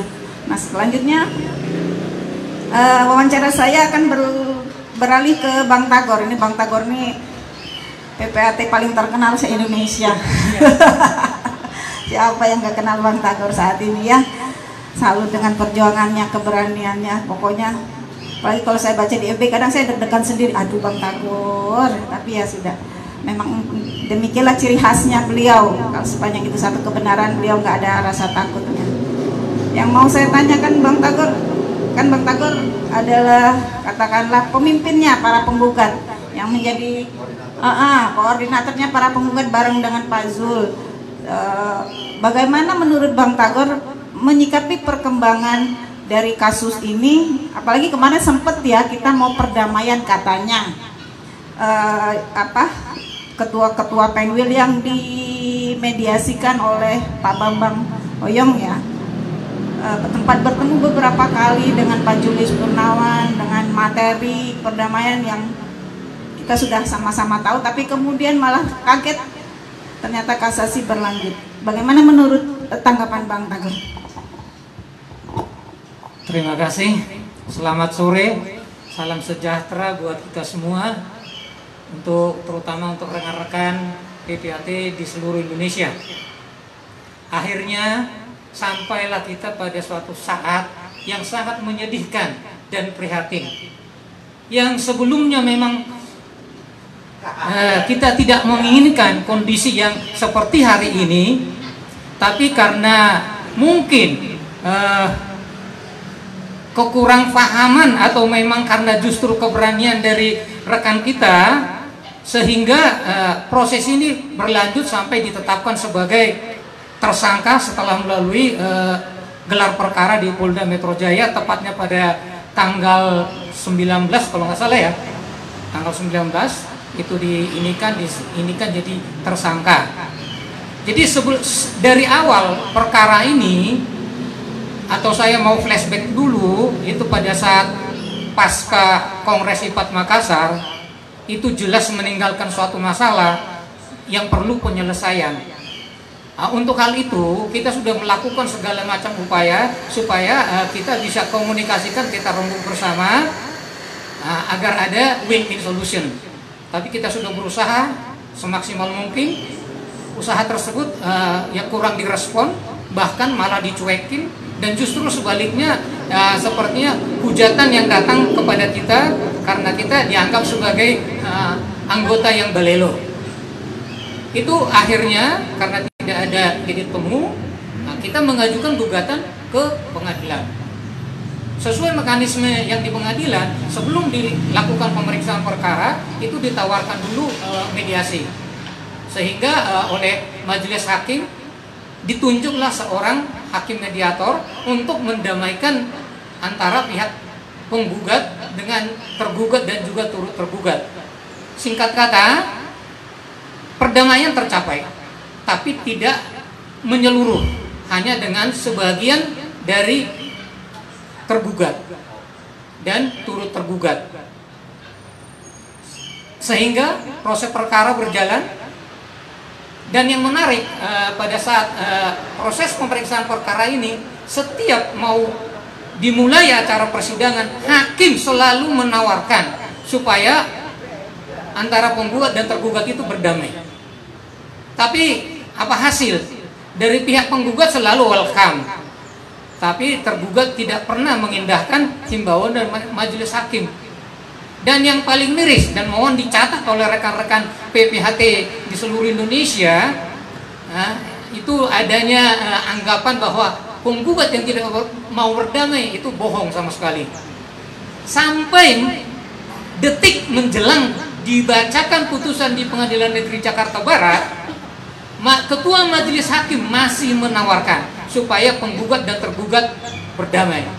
Tapi pihak tergugat itu kekeh itu supaya tetap dilanjutkan dan dibacakan putusan. Dan hasilnya seperti kita ketahui bersama, ya dinyatakan dalam diktum 4-nya itu bahwa hasil Kongres IPAT Makassar batal demi hukum. Dan yang sebagai tindak lanjut dari batal demi hukum itu pada diktum 8, nah itu ada larangan buat rekan Julius Purnawan untuk tidak mengatasnamakan PP IPAT sampai putusan berkekuatan hukum tetap. Nah, jadi ini memang terasa agak janggal, aneh, dan mungkin saya baru sekali ini mendengar putusan seperti ini. Jadi tapi secara kontrario ini ya, ditafsirkan secara kontrario, itu berarti ini saat dibacakan putusan itu sudah inkrah. Baru inkrahnya itu akan berubah jadi inkrah sepenuhnya atau tidak jadi inkrah apabila ada putusan yang membatalkan hal itu. Nah itu ini mengenai diktum 4 dan diktum 8. Sehingga karena adanya larangan di diktum 8 itu kan dilanggar oleh rekan Julius Purnawan, sehingga dan pelanggaran itu tidak hanya ini, banyak pelanggaran yang oleh Julius Purnawan sendiri, oleh staf-stafnya yang mengaku kepala bidang dengan mengatasnamakan sesuai ADART dengan kalau berhalangan, dalam hal ini berhalangan tetap ketua umum katanya akan diinikan oleh Sekum dan 2 ketua bidang. Itu kan dalam keadaan normal. Kalau tidak ada masalah, baru ketentuan itu secara mutatis mutandis itu bisa digunakan. Tapi ini kan pucuk pimpinannya aja sudah bermasalah. Nah, pucuk pimpinan mereka maksud saya sudah bermasalah, ya hal itu tidak bisa digunakan. Nah, buntut daripada pelanggaran tersebut, ya kita dari pihak penggugat mengajukan laporan polisi bahwa saudara Julius Purnawan telah melanggar diktum 8. Akhirnya berproses. Nah, dalam prosesnya ini ternyata ada putusan dari pengadilan tinggi yang menguatkan putusan pengadilan negeri. Di sini pun sudah diputus, dikuatkan, kita masih menawarkan perdamaian buat mereka, buat kita semuanya anggota IPAT. Pada awalnya ada secerca harapan ya, itu bahwa sudah ada titik temu. Hal ini kalau nggak salah wawancara waktu itu dengan Bro Mahfud, dengan Gross TV. Nah, itu udah sampai pada 4 tawaran opsi yang diinginkan oleh saudara Julius Purnawan, yang pada intinya dari keempatnya itu semua berujung pada KLB. Makanya oleh rekan kita notaris dari Kalimantan Selatan, Pak Bambang Oyong, digagaslah untuk mempertemukan kedua kepentingan kubu ini. Dan itu sudah mengerucut sebenarnya, yaitu dengan adanya 6 poin yang sudah secara garis besar, secara substansial itu sudah disetujui. Hanya menyangkut masalah teknis, sehingga 6 butir kesepakatan ini akhirnya mentah lagi sampai sekarang. Nah, kenapa kita sementara waktu itu menunda dulu proses di Polda Metro Jaya, ya karena mau ada upaya damai ini. Tapi dalam proses ini tiba-tiba kita dikejutkan adanya kasasi. Ya sudah, kalau memang gitu berarti sepertinya jalan damai untuk saat ini ya mungkin belum waktunya. Mudah-mudahan di waktu yang datang masih ada mungkin jalan keluarnya. Sehingga proses di Polda Metro Jaya berlanjut dan akhirnya keluarlah surat itu, penaikan proses dari penyidikan jadi tersangka. Nah, itulah yang kejadian kita bertemu dan memberikan keterangan pers pada sore hari ini. Jadi saya menghimbau kepada rekan Julius Purnawan, seperti juga tadi himbauan dari Pak Sapran, ya sudah, mari kita berdamai. Mumpung pintu itu masih terbuka sampai saat ini. Tadi Pak Sapran sudah menyatakan kalau sampai sudah tersangka dengan ancaman hukuman di atas 5 tahun, ini kebetulan yang dilanggar adalah pasal 263 KUHP yang ancaman hukumannya 6 tahun, berarti masuk itu barang. Nah, jadi tolonglah ini berpikiran jernih supaya ini bisa segera terselesaikan.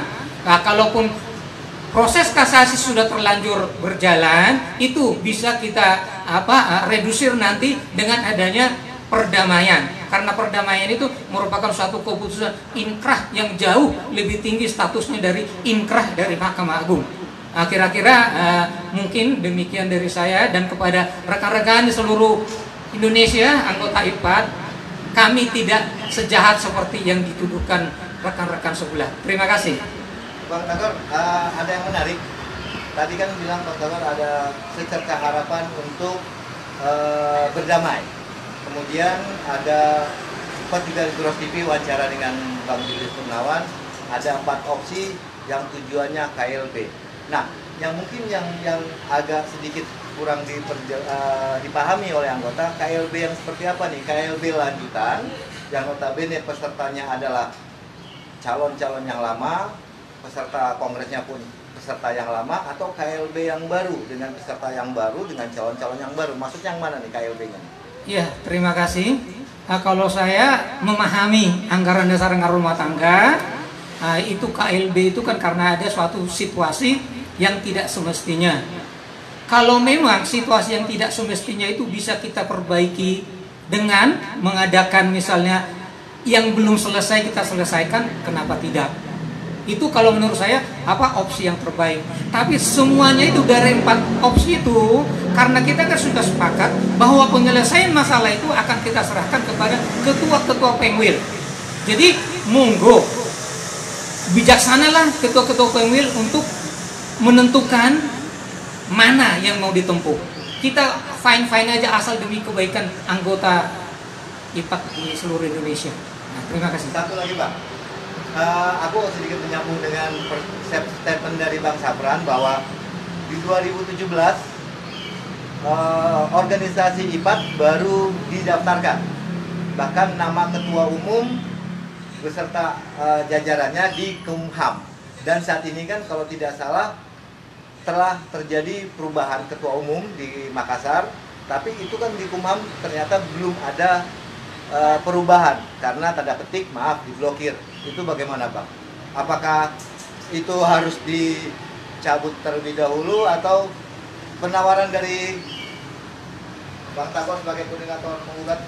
Oke, terima kasih. Itu menyangkut pemblokiran. Jadi perlu saya inikan dulu sedikit bahwa sebelumnya IPAT itu sudah terdaftar berdasarkan Statblad, saya lupa Statbladnya. Nah, cuma karena ada undang-undang ormas kan harus menyesuaikan. Karena IPAT itu adalah ormas yang berlatar belakang profesi, sehingga pada 2017 atas inisiatif dari ketua umum terpilih pada waktu itu Pak Sapran Sofian, diajukanlah pendaftaran ulangnya ke Kementerian Hukum dan HAM supaya tercatat sebagai ormas berbadan hukum. Legal. Semua legal dari kemarin-kemarin legal, cuma ini menyesuaikan dengan undang-undang ormas yang baru. Sehingga dengan undang-undang ormas yang baru itu pendaftaran itu merupakan suatu hal yang wajib. Sehingga apabila terjadi perubahan kepengurusan, terutama dalam hal ini ketua umumnya, hal tersebut wajib untuk didaftarkan di Kementerian Hukum dan HAM. Tapi kenyataannya karena masalah pasca Kongres IPAT Makassar di tahun 2018, ya kita mengajukan pemblokiran ke Kementerian Hukum dan HAM, sehingga pendaftaran yang diajukan oleh rekan Julius Purnawan itu ditolak karena ada blokir. Kenapa ditolak? Kita kurang tahu persis alasannya. Cuma kita dapat ini kabarnya karena Kongres IPAT Makassar itu tidak sesuai dengan kaidah-kaidah yang diinikan dalam anggaran dasar anggaran rumah tangga. Jadi menyangkut masalah tadi itu, kalau belum dicabut konsekuensinya apa? Ya sudah jelas konsekuensinya, ya tidak akan pernah tercatat Saudara Julius Purnawan sebagai Ketua Umum IPAT. Demikian juga selanjutnya apabila memang mereka benar mau melakukan prakongres dan kongres dan terpilih ketua yang baru, itu tidak akan tercatat selama blokir masih belum kita cabut. Jadi ada yang menarik dari rekan kita Notaris Jakarta Timur ya, saudara enggak yang ini yang di ini apartemen Student Park di Abeng. Abeng itu saya sangat setuju dengan beliau yang menyatakan janganlah mewariskan masalah kepada pengurus-pengurus di masa yang akan datang. Itu dari dia. Dan pesan saya, siapa sih yang mau jadi ketua umum kalau dia tidak tercatat sebagai ketua umum di Kementerian Hukum dan HAM? Monggo direnungkan. Terima kasih. Terima kasih Bang Tagor, masih tetap berapi-api walaupun lebih dari 10 menit. Apa tadi Bang Tagor? Katanya kita tidak sejelek, emang gak jelek, saya kan cantik gitu. Terima kasih. Jadi ingat merimen sedikit waktu kita mau putusan PN di halaman PN Jakarta Barat ada wawancara, ada live streamingnya juga. Saya ingat banget Pak Julius Purnawan bilang kita harus menghormati hukum. Apapun putusan pengadilan hari ini harus kita terima dengan legowo. Saya terharu. Apalagi saya flashback waktu proses persidangan, melihat hampir tiap minggu kayaknya ya, hampir tiap minggu setiap awal persidangan Pak Julius itu selalu ditegur Pak Safran sama hakim karena proses konverwil masih tetap dilanjutkan. Kan kita melaporkan kesalahan kan, majelis hakim meminta agar status quo, jadi para yang katanya pengurus itu tidak melakukan tindakan-tindakan organisasi dulu seperti misalnya konfer atau mengatasnamakan organisasi, tapi kan itu masih tetap mereka jalankan, sehingga setiap persidangan kami memberikan bukti dan setiap persidangan juga para majelis hakim itu marah lah istilahnya, sedikit marah dengan Pak Julius Purnawan dengan mengatakan, saya sampai kadang melihat Pak Julius, ya ampun gitu. Sebagai secara sisi subjektivitas saya merasa sedih melihat beliau tuh tidak bisa berkata apa-apa saat dimarahin hakim atas kelakuan yang telah dilakukan, mungkin bukan oleh beliau secara pribadi ya, tapi yang mengatasnamakan organisasi. Apalagi kalau melihat proses persidangan, kalau kita para penggugat tuh rame-rame datang Pak Safran, kalau Pak Julius itu kadang sendirian, saya kasihan. Beneran deh, sendirian sama kuasa hukumnya, kayak nggak ada pendukung. Saya sedih loh. Makanya begitu putusan, waktu putusan rame, iya datang semua itu dari Sabang sampai Merauke kayaknya waktu putusan. Tapi waktu proses persidangan hampir sendirian, hampir selalu sendirian, hampir ya. Bukan berarti kalau ada nyonyanya nggak datang, enggak, memang ada kadang-kadang datang gitu. Pendukungnya juga kadang-kadang datang, tapi tidak sebanyak waktu kemarin putusan. Jika saya merasakan suasana kebatinan Pak JP, kemudian dia melanjutkan banding yang kemudian dimenangkan oleh terbanding. Apalagi hari ini saya membaca surat putusan bahwa beliau akan jadi tersangka, sehingga rasanya apa sih yang diperjuangkan?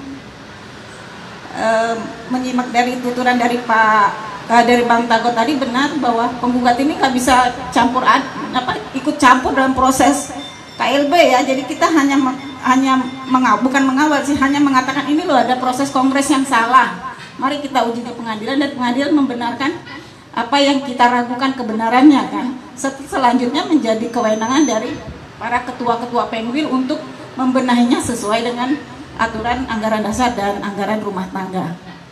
Selanjutnya kita beralih ke Pak Zulkifli Rasy. Ini yang tokoh PPAT yang paling pendiam, tapi ilmunya paling tajam, setajam silet. Silakan Pak Zul untuk memberikan tanggapannya atas perkembangan Kongres IPAT, Kisru IPAT yang terakhir, dan tanggapan sedikit Pak Zul soal yang ngomongin hakim nggak paham ADART itu sebel saya Pak Zul. Itu menurut Pak Zul gimana itu Pak Zul? Oke, terima kasih. Assalamualaikum warahmatullahi wabarakatuh. Selamat sore, salam sejahtera buat rekan-rekan di seluruh Indonesia. Mungkin kami akan menyampaikan terlebih dahulu kepada anggota-anggota biar berimbang bahwa gugatan ini bukan hanya ada satu orang, tetapi gugatan ini adalah 14 orang. Nah, 14 orang ini bukan dari satu calon ketua umum, tetapi penggugat adalah 3 calon ketua umum. Jadi ada semuanya calon-calon ketua umum yang mewakili daripada penggugat. Kemudian juga bahwa gugatan-gugatan ini lahirnya karena ada proses yang Kongres Makassar yang belum terselesaikan. Sebagaimana di dalam anggaran dasar anggaran rumah tangga itu menyebutkan adalah 2 putaran 50+1. Nah, kemudian mereka juga mendalilkan bahwa dilakukannya kongres ini ada 1 putaran dan dilakukan ada perubahan di Rakernas waktu di Bali. Pertanyaannya, kemudian disampaikan juga di pengadilan bahwa perubahan itu belum pernah tercatat dan belum pernah diakui, sehingga anggaran daripada anggaran rumah tangga tersebut tetap melakukan adalah 50+1. Berbeda dengan di Ikatan Notaris Indonesia, di ini adalah perubahannya pada waktu dilaksanakan di Palembang itu adalah pemilihannya adalah 1 putaran, karena memang sudah ada perubahan sebelumnya, sehingga pada waktu di Palembang itu adalah 1 putaran. Nah, di Palembang pun juga itu terjadi kelebihan suara sama, tetapi ada satu kesepakatan bagi para calon-calon ketua umum bagaimana sih menyikapi terhadap suatu kekeliruan atau kelebihan daripada suara ini, kertas suara atau suara yang disampaikan pada waktu kongres. Kebetulan kami juga dari Palembang, jadi kami pada waktu ini itu adalah tuan rumah di Palembang. Nah, di Makassar ini untuk IPAT ini belum ada perubahan-perubahan, belum ada pengesahan untuk 50+1. Terjadilah peputaran 1 putaran bahwa JP adalah terpilih dengan suara terbanyak. Namun dibantahkan atau terbukti dengan fakta meyakinkan, baik itu dengan kelebihan suara, ini sudah dibuktikan di pengadilan. Nah, di pengadilan juga kami menggugat JP itu bukan sebagai ketua umum. Beliau adalah calon ketua umum. Termasuk juga pada waktu SS juga kita gugat. Dan calon-calon ketua umum yang lain juga kita masukkan dalam turut tergugat. Nah, ini sudah secara gugatan aturan semua para pihak itu sudah memenuhi syarat. Kemudian disampaikan juga di kelompok-kelompok yang lain bahwa para penggugat ini disebut juga sebagai pembuat onar. Kemudian juga di antara kami penggugat ini, kami juga ada yang diintimidasi. Kemudian ada juga yang dilaporkan ke Dewan Kehormatan, ke Polda, dan juga yang paling mungkin menyakitkan bagi kami adalah pemberhentian. Nah, ini bahwa padahal secara hukum baik itu di anggaran dasar maupun di anggaran rumah tangga dan undang-undang pun menjamin setiap anggota ataupun setiap warga negara berhak mendapat suatu keadilan. Kemudian juga disampaikan dari mereka bahwa penyelesaian kongres ini harus diselesaikan di dalam organisasi.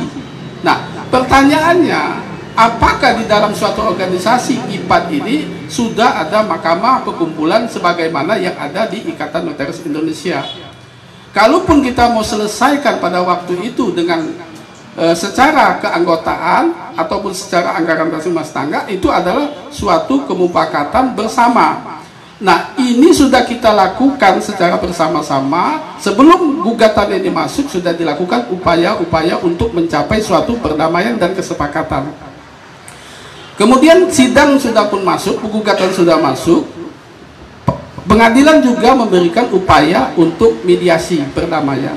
Nah, pada perdamaian ini juga kita sepakatin. Terjadilah kesepakatan sesuai dengan Perma nomor 1 tahun 2006.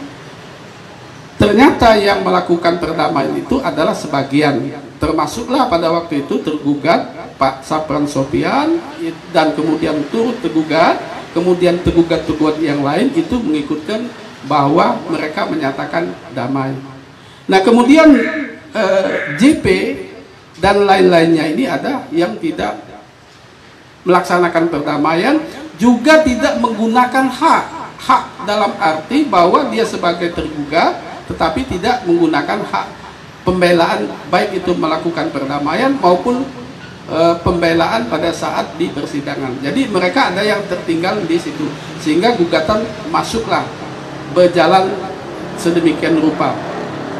Dengan masuknya gugatan-gugatan ini, hakim juga apa yang disampaikan oleh Bang Tagor tadi, bahwa hakim setiap saat kita melakukan persidangan-persidangan, dia menawarkan bahwa ayo kita damailah, kamu sebagai keluarga besar daripada IPAD, lakukanlah perdamaian. Kasihan dalam arti bagaimana dengan anggota-anggota yang lain. Nah, ini pun tidak tercapai, sehingga berlanjutlah sampai dengan sebelum putusan dibacakan. Nah, ini pada saat putusan dibacakan ini ada beberapa kali ini penundaan. Nah, ini mungkin dalam pengadilan itu memberikan kesempatan kepada penggugat maupun tergugat. Sebelum pembacaan 5 menit boleh dikatakan, hakim juga sudah menawarkan silakan para tergugat maupun penggugat melakukan perdamaian, tetapi tidak dilakukan. Namun kita baca, kita lihat, baik itu di telekonferensi atau dan sebagainya, ini seolah-olah penggugat ini adalah yang membuat kacau, yang tidak mau berdamai.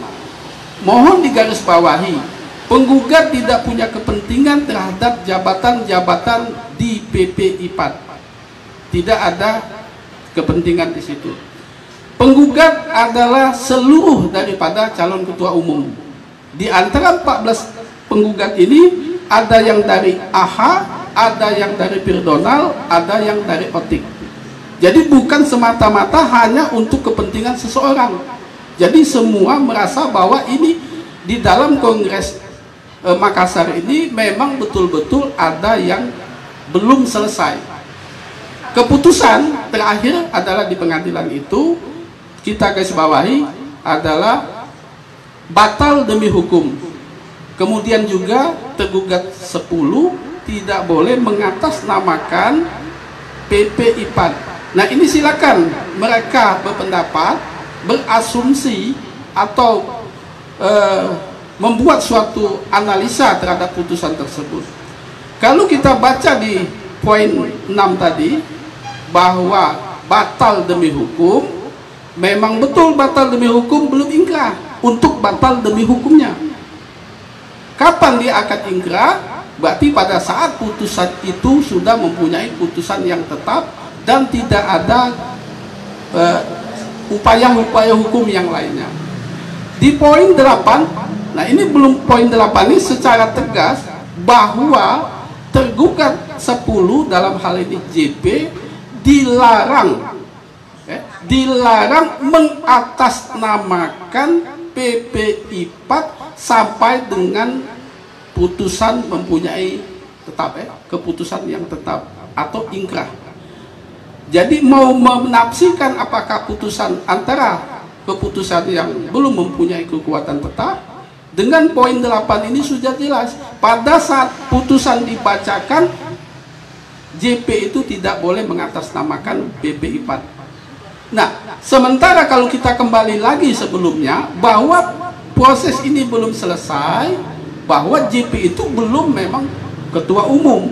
Tidak ada ketua umum, karena penggugat menyatakan tergugat 10 itu adalah calon tergugat. Sampai hari ini yang terdaftar di Kemenkumham adalah SS. Nah, ini perlu digarisbawahi, sampai dengan hari ini adalah SS sebagai ketua umum, walaupun di Makassar dinyatakan demisioner. Kemudian yang paling menarik adalah di putusan tersebut juga memerintahkan kepada pengurus wilayah untuk melaksanakan KLB setelah putusan ini mempunyai kekuatan tetap. Memang penafsirannya bahwa sampai dengan hari ini Pengwil tidak bisa melakukan untuk KLB. Tetapi kita harus garis bawahi dengan poin 8. JP itu tidak boleh melakukan, siapapun. JP pun tidak bisa mengatasnamakan, misalnya dia memberi ada pelaksana harian, dalam arti 2 ketua bidang, kemudian sekretaris. Yang mana? Secara hukum, secara anggaran dasar rumah tangga, dia bukan sebagai ketua umum, dan pengangkatan mereka adalah secara hukum adalah ilegal. Secara hukum adalah ilegal. Secara anggaran dasar dengan suatu kongres yang tertinggi adalah batal, walaupun dinyatakan menunggu dulu. Tetapi di poin 8 itu perlu digarisbawahi. Nah, kemudian siapa sih yang akan melaksanakan KLB? KLB itu adalah dilaksanakan oleh pengwil-pengwil. Apakah dengan pengwil, kembali kita ke anggaran dasar lagi, KLB itu apakah KLB ini akan dilaksanakan sesuai dengan putusan? Apakah KLB ini sesuai dengan anggaran dasar? Apakah KLB ini adalah suatu kesepakatan? Nah, inilah kita sebagai sarjana hukum semua, kemudian S2 semua, kemudian mungkin ada yang dokter, mungkin juga ada profesor di sini. Tetapi harus memaknai apa sih daripada suatu keputusan. Nah, kemudian kita juga harus melihat manfaat daripada suatu putusan, manfaat suatu sengketa. Apabila manfaatnya misalnya lebih banyak menguntungkan kepada anggota, kita bisa juga tidak sesuai dengan anggaran dasar, tetapi dengan suatu kesepakatan ada suatu putusan pengadilan. Nah, pada saat inilah pengwil harus mempunyai sikap. Sikapnya bagaimana? Di antara 34 pengwil, 51 saja, 50 plus 1, berarti kalau 34 sekitar 18 pengwil itu bisa melaksanakan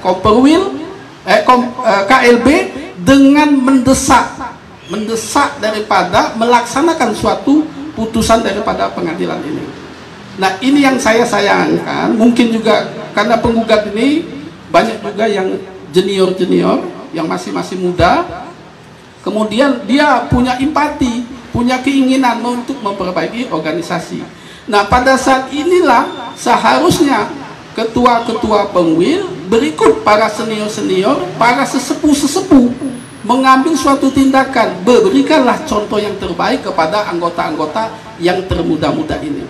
Nah, ini harapan kami, sehingga bagi yang mereka yang sudah sepuh, yuk berikan pendapat yang sesuai dengan anggaran dasar. Kalau memang anggaran dasar ini menyulitkan, ya kita ambil suatu kesepakatan. Nah, kesepakatan inilah untuk kepentingan anggota di seluruh Indonesia. Terakhir, untuk menyikapi adanya kasasi.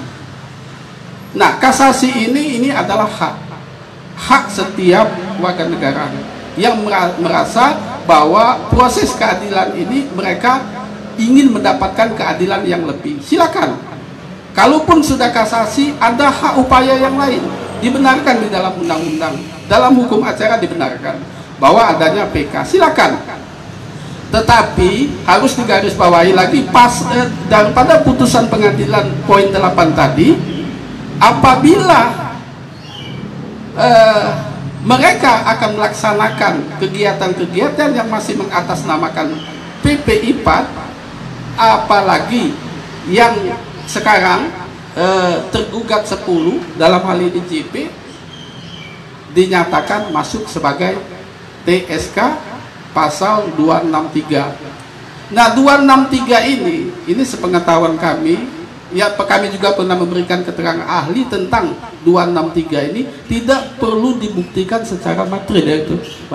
Secara material tidak ada kerugian, tetapi kami secara mengupayakan bahwa jangan sampai tergugat 10 ini JP dan kawan-kawan berakibat kerugian kepada anggota-anggota yang lain. Akibatnya ini yang kami mencegah. Jangan sampai kita menerapkan suatu hukum adanya suatu kesalahan terlebih dahulu, tetapi kita akan mencegah. Mungkin itu saja yang dapat kami sampaikan.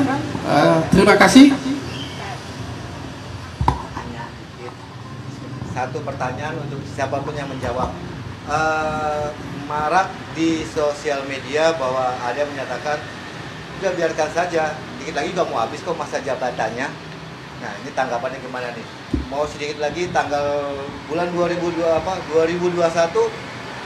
selesai, habis masa jabatannya dan upaya hukum pun sia-sia jadinya. Tanggapannya gimana? Siapa yang mau mewakili? Silakan, siapapun boleh. Terima kasih, pertanyaannya sungguh menarik. Itu jabatan yang mana berakhir? Siapa yang menjabat? Perlu saya tegaskan ya, sewaktu putusan pengadilan negeri dibanding oleh rekan Julius Purnawan, di dalam permohonan bandingnya itu dia tidak mengatakan ketua umum, calon ketua umum. Jadi belum ada ketua umum pasca Kongres IPAD ke-7 di Makassar.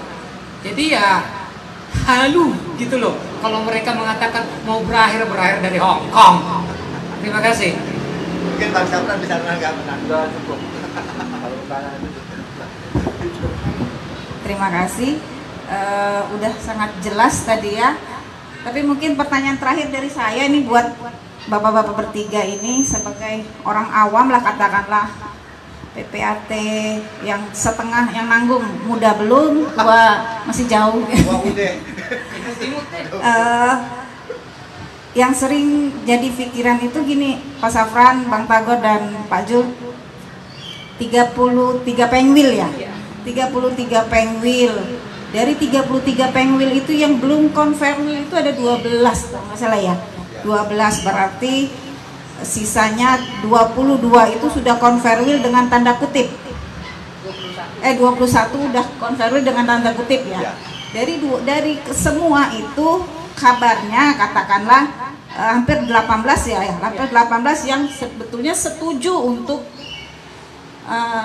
mengawal putusan dari pengadilan untuk menyelenggarakan KLB. Tapi kok kenapa ya Pak Safran? Sampai sekarang saya ngelihat kayaknya ketua-ketua pengwil yang terhormat itu cuek bebek deh. Semua pada diem aja. Kan aku nggak tahu ya, tapi pasti kan ada grup ya mereka itu ya, grup pengurus pusat katanya. Di situ banyak ada ketua-ketua pengwil yang terhormat. Kenapa sih tidak bersuara? Kenapa sih tidak mendorong ini proses ini sehingga menjadi, kenapa sih tidak mau bersikap lebih tegas? Sehingga kesannya yang saya tangkap justru para penggugat ini dianggap balelo, bikin rusuh. Apalagi dengan statement Pak siapa itu IS ya, aduh saya mah kalau nonton videonya Pak IS gemes, kalau dekat saja saya cubit deh, beneran. Kayaknya saya belum pernah kenal dekat sama Pak IS, kalau dekat saya cubit deh, Bapak gemesin banget sih statementnya, kayak nggak pernah baca anggaran dasar aja. Menurut Pak Safran itu apa sih yang menjadi penyebab sehingga terkesan para ketua-ketua pengwil itu kayaknya entah takut, entah cuek bebek, entah menyelamatkan diri sendiri, ataukah nunggu momen yang tepat sebagai orang awam katakanlah. Dan itu banyak juga pertanyaan dari teman-teman di luaran, kok sampai di proses ini kita yang tidak terlibat langsung, yang anak baru pun paham ada yang sesuatu yang salah, kenapa tidak didorong? Menurut Pak Safran selaku ketua umum demisioner yang pernah sehari-hari terlibat dengan secara organisasi mengelola pengwil-pengwil, apa yang menjadi penyebabnya itu? Baik, belum masuk ke sana, jabatan Ketua Umum PPI PAT itu sebentar ya, 3 tahun. Nah, dengan 3 tahun itu ada amanat dari anggaran dasar rumah tangga, dalam waktu 6 bulan itu seharusnya sudah selesai counterwheel.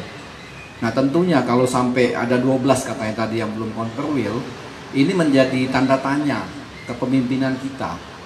Nah, apalagi sudah ada gugatan-gugatan, ada lagi laporan polisi. Ini sudah apa ya? Kalau di dalam traffic light itu sudah lampu kuning ya. Nah, seharusnya saya nggak akan menyoroti ketua-ketua Pengwil apa dia pasif atau apa. Jadi Julius Purnawan tunjukkan dong apa namanya kepemimpinannya itu, bahwa dia itu masih mempunyai integritas. Karena jabatan PPAT juga notaris itu kita tidak hanya dalam menegakkan hukum, tapi juga menegakkan moral, etika. Nah, kalau sudah katakanlah nantinya ditetapkan tersangka, terdakwa, terus juga diberhentikan berdasarkan peraturan pemerintah maupun undang-undang jabatan notaris, apa enggak tambah malu? Nah, jadi sikap-sikap ini kan tadi Pak Tagor juga yang lain-lain luar biasa. Udah dari awal saya tahu persis pada waktu kongres ditutup itu mereka sudah mau ngajak damai. Nah, inilah yang harus kita kemukakan ya. Jadi visi misi IPAT itu harus jelas ya, membawa kepentingan anggota dengan musyawarah mufakat. Nah, kalau mengenai anggota yang sekarang ini cuek umpamanya ini, ya mungkin mereka juga, ya maksud saya Pengwil. Ya, ini kalau saran saya sebagai ketua Pengwil, ya dengan adanya situasional yang seperti ini, kalau menurut saya sangat memprihatinkan. Seharusnya sudah saatnya sekarang ini mengambil sikap tegas. Apakah dengan perdamaian atau tanpa perdamaian? Tapi kalau bisa perdamaian lebih baik, lebih elegan. Jadi saya mau minta kepada ketua-ketua Pengwil mengambil sikap tegas, ya. Sebab bagaimana IPAT ini mau eksis, mau bermanfaat bagi anggota sesuai anggaran dasar. Ingat pasal 4 ya. Jadi PPI PAT itu ketua umumnya itu harus melindungi anggota ya, antara lain itu. Nah, bagaimana mau melindungi anggota? Kita melindungi diri kita sendiri aja susah. Bagaimana kita menjalankan roda organisasi kita juga nggak nyaman. Nah, jadi alangkah baiknya mari kita sama-sama berangkulan di dalam kesempatan ini. Belum ada waktu terlambat, nggak usah lagi melakukan upaya hukum yang lain-lain. Tidak ada yang menang, nggak ada yang kalah. Nah, kita jalankan sesuai organisasi anggaran dasar rumah tangga. Nah, disinilah saatnya kepada Pengwil saya meminta harus mengambil sikap tegas untuk organisasi. Jadi bagaimana menyelamatkan organisasi? Apakah kita mau pasif saja sampai IPAT ini betul-betul terpuruk? Sebab sampai sekarang ini yang dikatakan Bang Tagor tadi, ya belum ada ketua umum. Nah, untuk itulah Pengwil ini perannya sangat besar sekali karena dia bersentuhan langsung dengan anggota. Itu saja permintaan saya, supaya Pengwil lebih mengambil sikap yang tegas. Terima kasih. Terima kasih. Sebelum ditutup, boleh minta closing statement? Iya, ini baru saya mau minta. Dari Gros TV, closing statementnya ada yang mengganjal di media, khususnya Gros TV, di masa Bang Sapran. Nah, pertanyaannya sih simpel. Salahkah ketika terjadi sebuah permasalahan di organisasi atau di perkumpulan, itu diselesaikan melalui meja hijau? Ya, jadi kalau kita di dalam kepemimpinan saya waktu itu 2015-2017, kita sangat taat azas sekali ya. Terutama yang awal-awal kita itu konsolidasi. Dengan juga melakukan counterwheel itu sebenarnya antara lain konsolidasi juga. Termasuk juga eksternal, terutama dengan pembina kita, Kementerian ATR dan lain-lain ya. Ini sangat penting sekali yang kita harus kita lakukan ya. Tadi apa pertanyaan tadi? Salahkah ketika terjadi sebuah permasalahan atau kisruh dalam tubuh organisasi? Ya. Nah, jadi pada waktu kepemimpinan kita, pada waktu Rakernas di Bali, ya ingat tahun 2017 tanggal 28 sampai 29 April 2017, kita itu sudah menyusun kita menyusun itu tidak hanya dari PP IPAT saja. Rakernas itu kan kita mengundang juga Pengwil, Pengda ya, semua MKP kita undang. Bagaimana kita sudah mengantisipasi kalau ada persoalan seperti ini. Sebenarnya sudah ada di catatan itu, kita akan membuat mahkamah perkumpulan. Itu termasuk juga di dalam Rakernas itu kita sudah merubah anggaran rumah tangga terkait dengan 1 putaran. Jadi siapapun yang terpilih suara terbanyak menjadi ketua umum. Tapi itu baru di anggaran rumah tangga. Nah, draft-draft yang ini semua sebenarnya di dalam Komisi A itu sudah dituangkan di sana. Ya. Jadi pertanyaan saya, kenapa pada waktu kongres itu kan kita bagi 2 ya. Ada kongres dari pembukaan, waktu itu dibuka oleh presiden loh, diwakil oleh Menteri ATR. Jadi sambutan Menteri ATR itu sambutan presiden yang dibacakan, sampai LPJ ketua umum itu berjalan dengan lancar. Nah, setelah LPJ ya, ada yang menanyakan terkait dengan laporan keuangan, itu kan sudah ada di LPJ, sudah ada akuntan publik. Pertanyaannya, masih adakah dana di IPAT? Masih ada. Sekarang disimpan sama Bendum Bu Marlina Flora. Sempat ditanyakan oleh rekan GP dan teman-teman, itu udah clear ya. Karena ini masih ada masalah, nanti kita akan serahkan.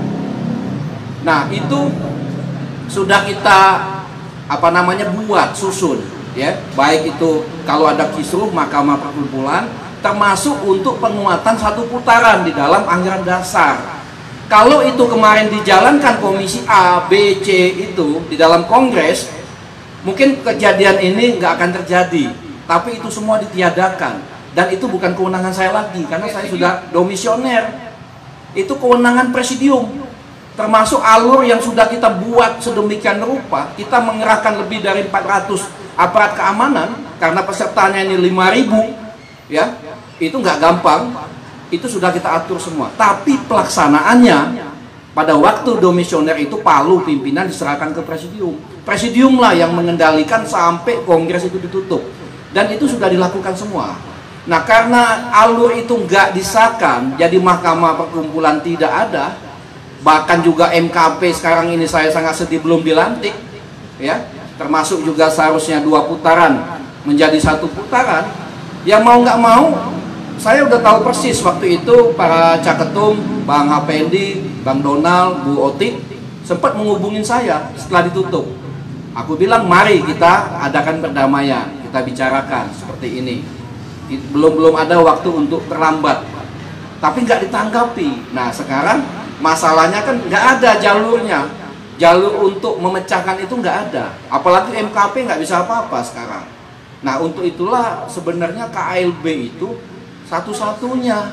Jadi pertama yang putaran kedua belum dilaksanakan, segera dilaksanakan. MKP yang belum dilantik, segera dilantik. Bila perlu nanti diputuskan mahkamah perkumpulan dan lain-lain di dalam KLB, boleh. Anggaran dasar di dalam kongres atau KLB itu boleh di dalam merubah anggaran dasar.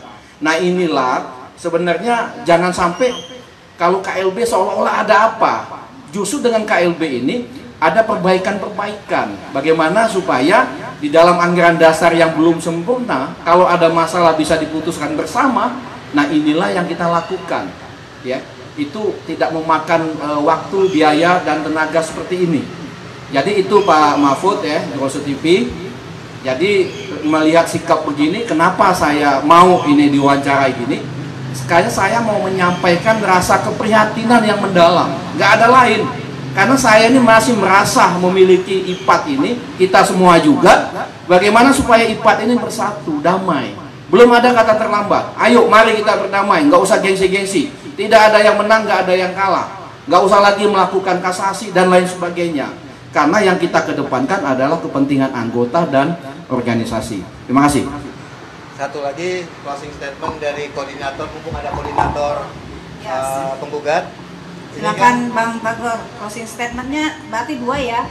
Yang pertama mengenai kasasi dan kedua mengenai penaikan statusnya. Yang pertama, kalau aku gini, ini kan dari tergugat, pembanding mau dapat tidak jadi, akhirnya melakukan kasasi. Langkah apa, persiapan apa yang diambil oleh penggugat terbanding menghadapi kasasi dari pembanding dan tergugat? Untuk menghadapi kasasi yang jelas ya kita akan mengajukan kontra memori kasasi, ya kita hanya bersifat melayani. Tapi seperti kata saya tadi, nggak ada istilah terlambat. Selalu penggugat itu cinta damai. Kapanpun kita siap untuk berdamai. Kasaran nggak Bang dengan bukti? Bukti apa sih yang mau dibawa di kasasi? Nah itu penilaian. Enggak, bukti yang dibawa untuk kasasi, jangan-jangan. Jadi gini, untuk kasasi, ya kalau menurut saya, hemat saya, itu ya ini hanya untuk mengulur waktu. Itu secara psikologisnya mereka ingin mengamankan itu periodisasi mau kongres itu gitu loh. Nah, mereka pokoknya yang penting aman dulu ke situ. Bukannya selamat gitu. Ya pokoknya cari selamat. Padahal sebenarnya secara fakta hukumnya oleh pengadilan negeri sudah diputuskan demikian, dan di fakta hukum itu fundamentum petendinya diuji oleh pengadilan tinggi, itu benar. Nah kalau ke kasasi kan ini masalah penerapan hukum. Nah, apa yang memang yang salah penerapan hukum yang dilakukan oleh pengadilan negeri yang dikuatkan oleh pengadilan tinggi? Ada enggak? Kan sudah sesuai dengan anggaran dasar anggaran rumah tangga perkumpulan itu ininya putusan itu. Berarti siap ya? Lah, apanya yang tidak siap ke ujung dunia pun? Kita itu terus terang aja, kita dari penggugat itu nggak mencapai target hasil, tidak. Kita itu hanya ingin menegakkan proses itu supaya berjalan sebagaimana adanya sesuai dengan anggaran dasar dan anggaran rumah tangga. Nah sekali lagi saya himbau kepada rekan Julius Purnawan, sebelum ini melangkah lebih jauh, nanti itu sampai P21, ya tolong dipikirkan ini secepat-cepatnya. Karena kalau sudah sampai nanti itu P21, ya mohon maaf panjenengan nanti bukan itu kan tadi sudah ini kan PPAT notarisnya dibekukan SK-nya. Nah, kalau sudah dibekukan berarti bukan sebagai PPAT lagi. Kalau sudah bukan PPAT, dari mana jalannya mau ngaku-ngaku sebagai ketua umum? Ya kurang lebihnya seperti itu. Jadi marilah kita masih tangan terbuka untuk berdamai. Terima kasih. Jadi terakhir dari Om closing statement. Jadi kami menghimbau kepada Ketua Pengwil, ambillah sikap secara tegas, doronglah kepada calon Ketua Umum dalam hal ini JP dan kawan-kawan yang tidak melakukan kasasi. Kalaupun tetap dilakukan, bisa saja bisa menarik yang lain-lain. Nah, itu saja harapan kami kepada Ketua Pengwil, ambil sikap untuk melaksanakan dan untuk mendorong agar PPAT atau IPAT ini akan lebih baik. Terima kasih. Assalamualaikum warahmatullahi wabarakatuh. Terima kasih semuanya, terima kasih Bang Tagor, terima kasih Pak Safran, terima kasih Pak Zulkifli. Demikianlah konferensi pers kita pada sore hari ini dan wawancara kita dengan para tokoh mengenai kisru IPAT pasca Kongres IPAT di Makassar 2018. Terima kasih untuk yang sudah setia menyimak dari tadi. Semoga bisa memberikan pencerahan khususnya bagi para pengurus Pengwil, khususon Ketua Pengwil. Semoga setelah mendengarkan penjelasan dari konferensi pers ini semakin menguatkan batin dan memiliki keberanian yang sama untuk bersatu mengawal putusan pengadilan. Boleh dipotong? Ya. Ada pertanyaan dari pemirsa Plus TV. Tolong simpulkan manfaat KLB yang disampaikan Pak SS itu sangat penting dalam menyelesaikan permasalahan yang belum selesai. Baik. Permintaan. Tolong dijelaskan poinnya. Apa sih pentingnya kita KLB itu, Pak Safran? Permintaan dari pemirsa. Ya, jadi KLB itu sebenarnya walaupun tanpa putusan pengadilan, seandainya nggak ada gugatan, ya sudah seharusnya KLB. Karena pada waktu kongres itu belum selesai dan kongres sudah ditutup oleh presidium, jadi nggak mau harus KLB. Itu satu. Siapa yang bisa menyelenggarakan KLB? Ya ada jalannya kalau PP nggak ada, pengbil itu diatur dalam anggaran dasar. Nah kalau ini sudah ada putusan dari pengadilan untuk memerintahkan KLB, ya itu memang harus dilakukan. Pentingnya apa? Pertama, IPAT ini sekarang belum ada yang namanya Ketua Umum PP IPAT, belum ada PP IPAT. Nah otomatis di dalam KLB itu bagaimana kita memilih Ketua Umum PP IPAT yang pada waktu itu belum selesai. Yang kedua, MKP kita nggak bisa bekerja karena dia belum dilantik. Nah kita melantik dari MKP. Yang ketiga, kita bisa menyusun di dalam merubah anggaran dasar, membentuk majelis perkumpulan supaya kalau ada persoalan seperti sekarang ini itu bisa diselesaikan di perkumpulan. Dan lain-lain mungkin bisa ditambahkan dalam KLB yang menurut hemat saya nggak sampai 1 hari selesai, daripada kita menunggu lama-lama, kasihan anggota. Jadi itulah manfaatnya KLB itu, kenapa harus sesegera mungkin dilakukan. Dan juga yang punya power, punya kepentingan sekarang ini adalah ketua-ketua atau pengwil-pengwil, 33 pengwil di seluruh Indonesia.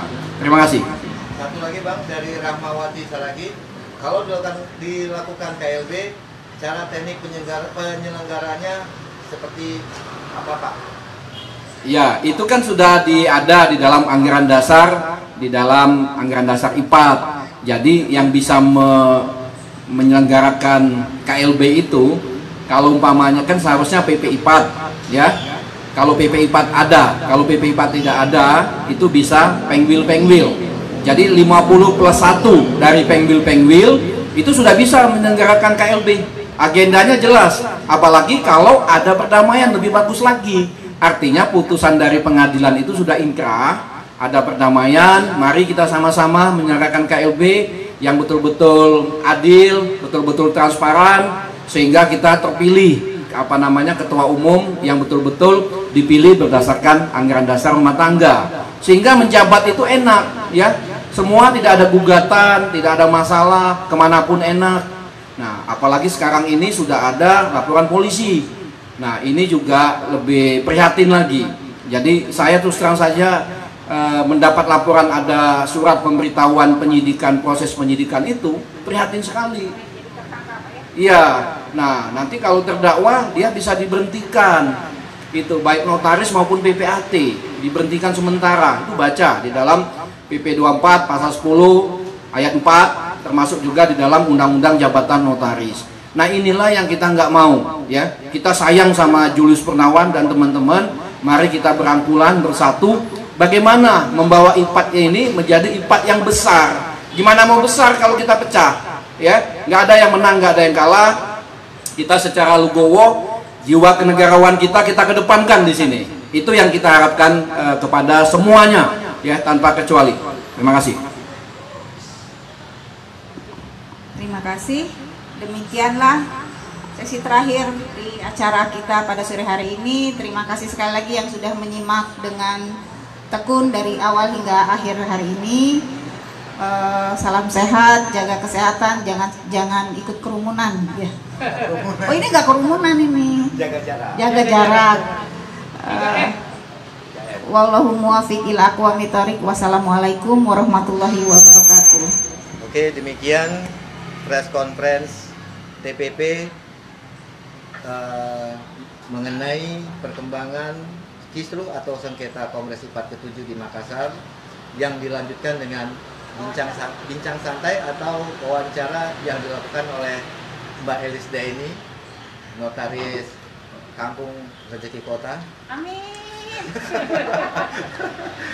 Mudah-mudahan apa yang diterangkan, apa yang disampaikan dapat memberikan sebuah gambaran yang terang benderang untuk anggota PPAT Indonesia.